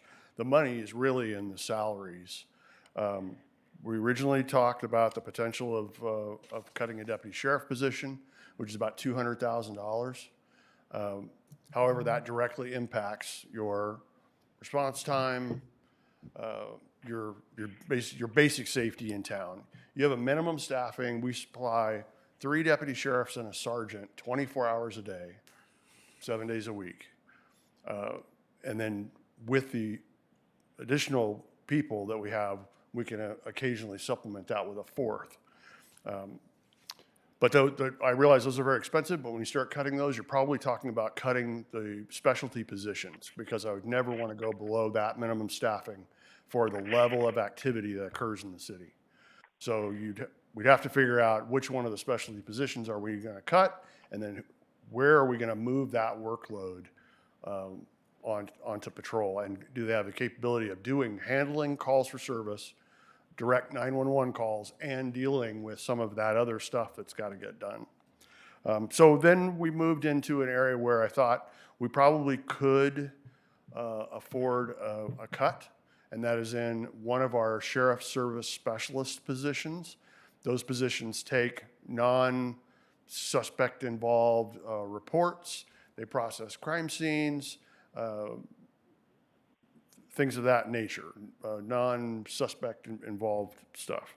And the Schedule A that we've already signed or that we've already agreed to reduced one sheriff service specialist position, which saved you about $84,000 in salary and a $7,600 in a vehicle, for a total savings of about $91,600 by eliminating that one sheriff service specialist position. That leaves us with two of those positions, one in the evidence room, which you can't do without because somebody has to process all of our evidence. And then the other one deals with a lot of the projects in cooperation with other city agencies, like the crime-free multi-housing, our efforts in the Uptown with the businesses, the Uptown Association. She deals with a lot of those meetings and outreach and facilitating those programs. So I really like to keep the two that we have left. But that's pretty much where we stand as a police department. All righty, thank you, Captain. Any questions? Captain Williams? Nothing. All right, thank you. So now I'll be very, very brief. Included in your staff report are some options relative to the non-fire portion of the general fund to try to mitigate that last $500,000 in shortfall, if you will. I won't go through them in any detail unless you have any questions, but there's some recommendations relative to COVID-19. Some of the items are difficult to do or impossible to do because of COVID-19 guidelines anyway. And then there's some additional other recommendations there, like closing the 7th Street pool and combining our efforts with the college, and they're interested in doing that at the college pool. Sunday closure for community center, Friday closure for a shear center. Happy to answer any questions about the list of recommendations in your staff report. And then would like to talk a little bit about the enhanced revenue discussion. We talked a little bit earlier. Hadn't thought about the CFD option. That hadn't been something that folks had expressed much support for over the years, particularly for operations, but it certainly is being used in a nearby city for operations. It would require annexation by project. The property owner would have to agree to it and create the CFD either citywide, one project at a time, one annexing, one district at a time, or separate CFDs, probably the citywide effort with one district being annexed after another as projects move forward. And so there are some examples of cities using that source of funding to help with their operational costs. In addition, we talked about TOT last time. Councilmember Riddell brought up the exhibit that we've attached to give you an idea of what some of the neighboring cities' percent TOT is and what the revenues are that have been generated. Of course, that has a lot to do with how many hotels there are. And of course, we talked last time about directed sales tax measure for public safety only and paramedic assessment. And we have done some research on the timing, and you could still put something on the ballot measure if you so chose for November. And so that is an option as well. Talked about reducing the admin costs or eliminating the admin costs in the fire department. That's something we just added a few years ago. And then there was a question about using Homeland Security grant for something that was on the agenda tonight, and that was a minor amount. It wouldn't, our $15,000 a year probably wouldn't have helped much with that. And it may not have been ultimately a priority, determined a priority for that funding program. So I think I've at least come back to you with answers to questions that you had from the last budget study session. We clarified what a rolling brownout was and some of the other things that you had questions about, wanted to understand a little better. With that, staff is just recommending that you receive the study session report and provide any further direction that you see appropriate, and we will come back to you next meeting with a draft budget based on your input today. All right, very good. Any questions?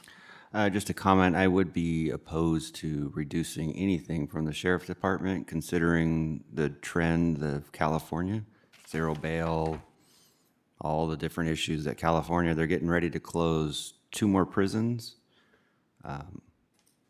I think it would be unwise to start cutting the budget. No offense to the fire, but I mean, what California is doing to the prison population is incredible, so. I concur, and also I feel the same way about the fire.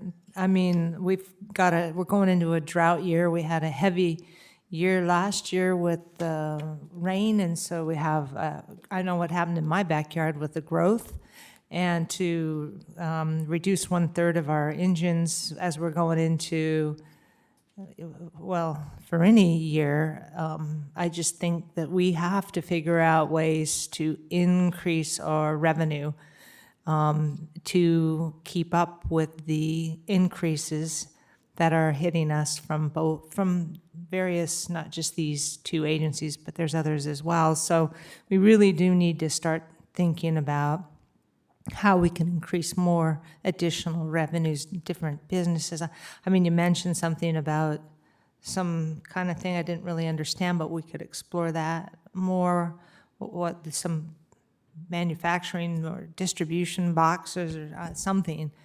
And, you know, I think we kind of talked a little bit about maybe coming back with another ballot initiative. I mean, we were told pretty clearly what and how it had to be, and if we did it, that they would support it. So, I mean, I don't know if they're going to, but it was pretty clear that if it was designated, the last time when we originally did this, it passed by 71%. Is that correct? Yeah, 71, 72%, yeah. So, I mean, I don't know that we can just not continue to try to find solutions as opposed to cutting things. And if I may, Mr. Mayor, I was remiss in not talking about the potential for fulfillment center design or development. There is some interest out there. One of the property owners is working with somebody now. We have not embraced that type of development in the past, but I think in certain locations and with the new laws that allow for, in certain circumstances, not a few of them, but in certain circumstances allow for point of sale for to local agencies for fulfillment centers. It's certainly something that we could look into more if council so chooses. And what area is that in? In the freeway corridor. I absolutely believe that we got to, I agree with Greg that we can't, based on what the state is doing, we cannot cut our police services, and I do not want to cut fire services. We've got to add that half-cent sales tax to this November election.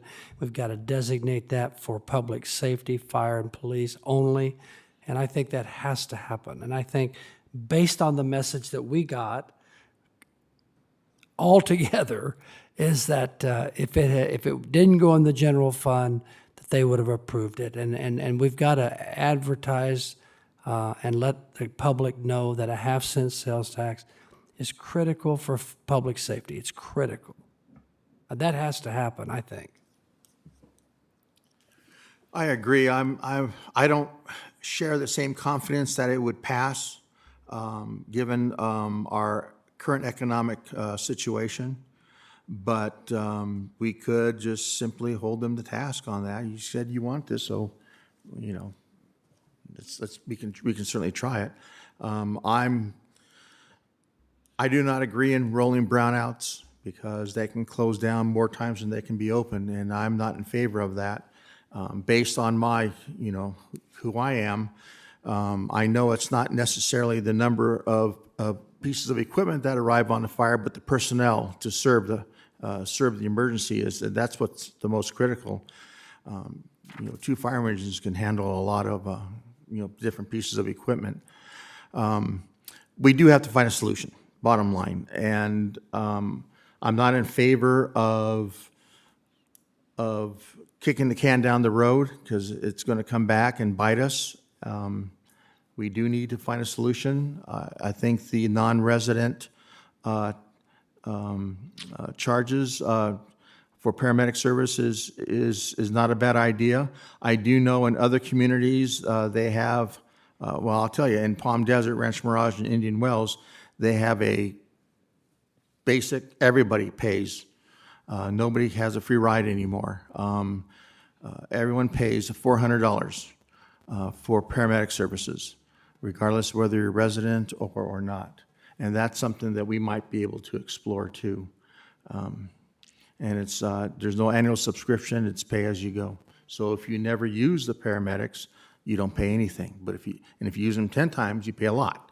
And that might help deter some of our frequent flyers who just kind of take advantage of the services that the fire department offers. And this is all pre-hospital assessment and care. And it would be on top of whatever they're charged with by the ambulance company, whomever they may be at the time.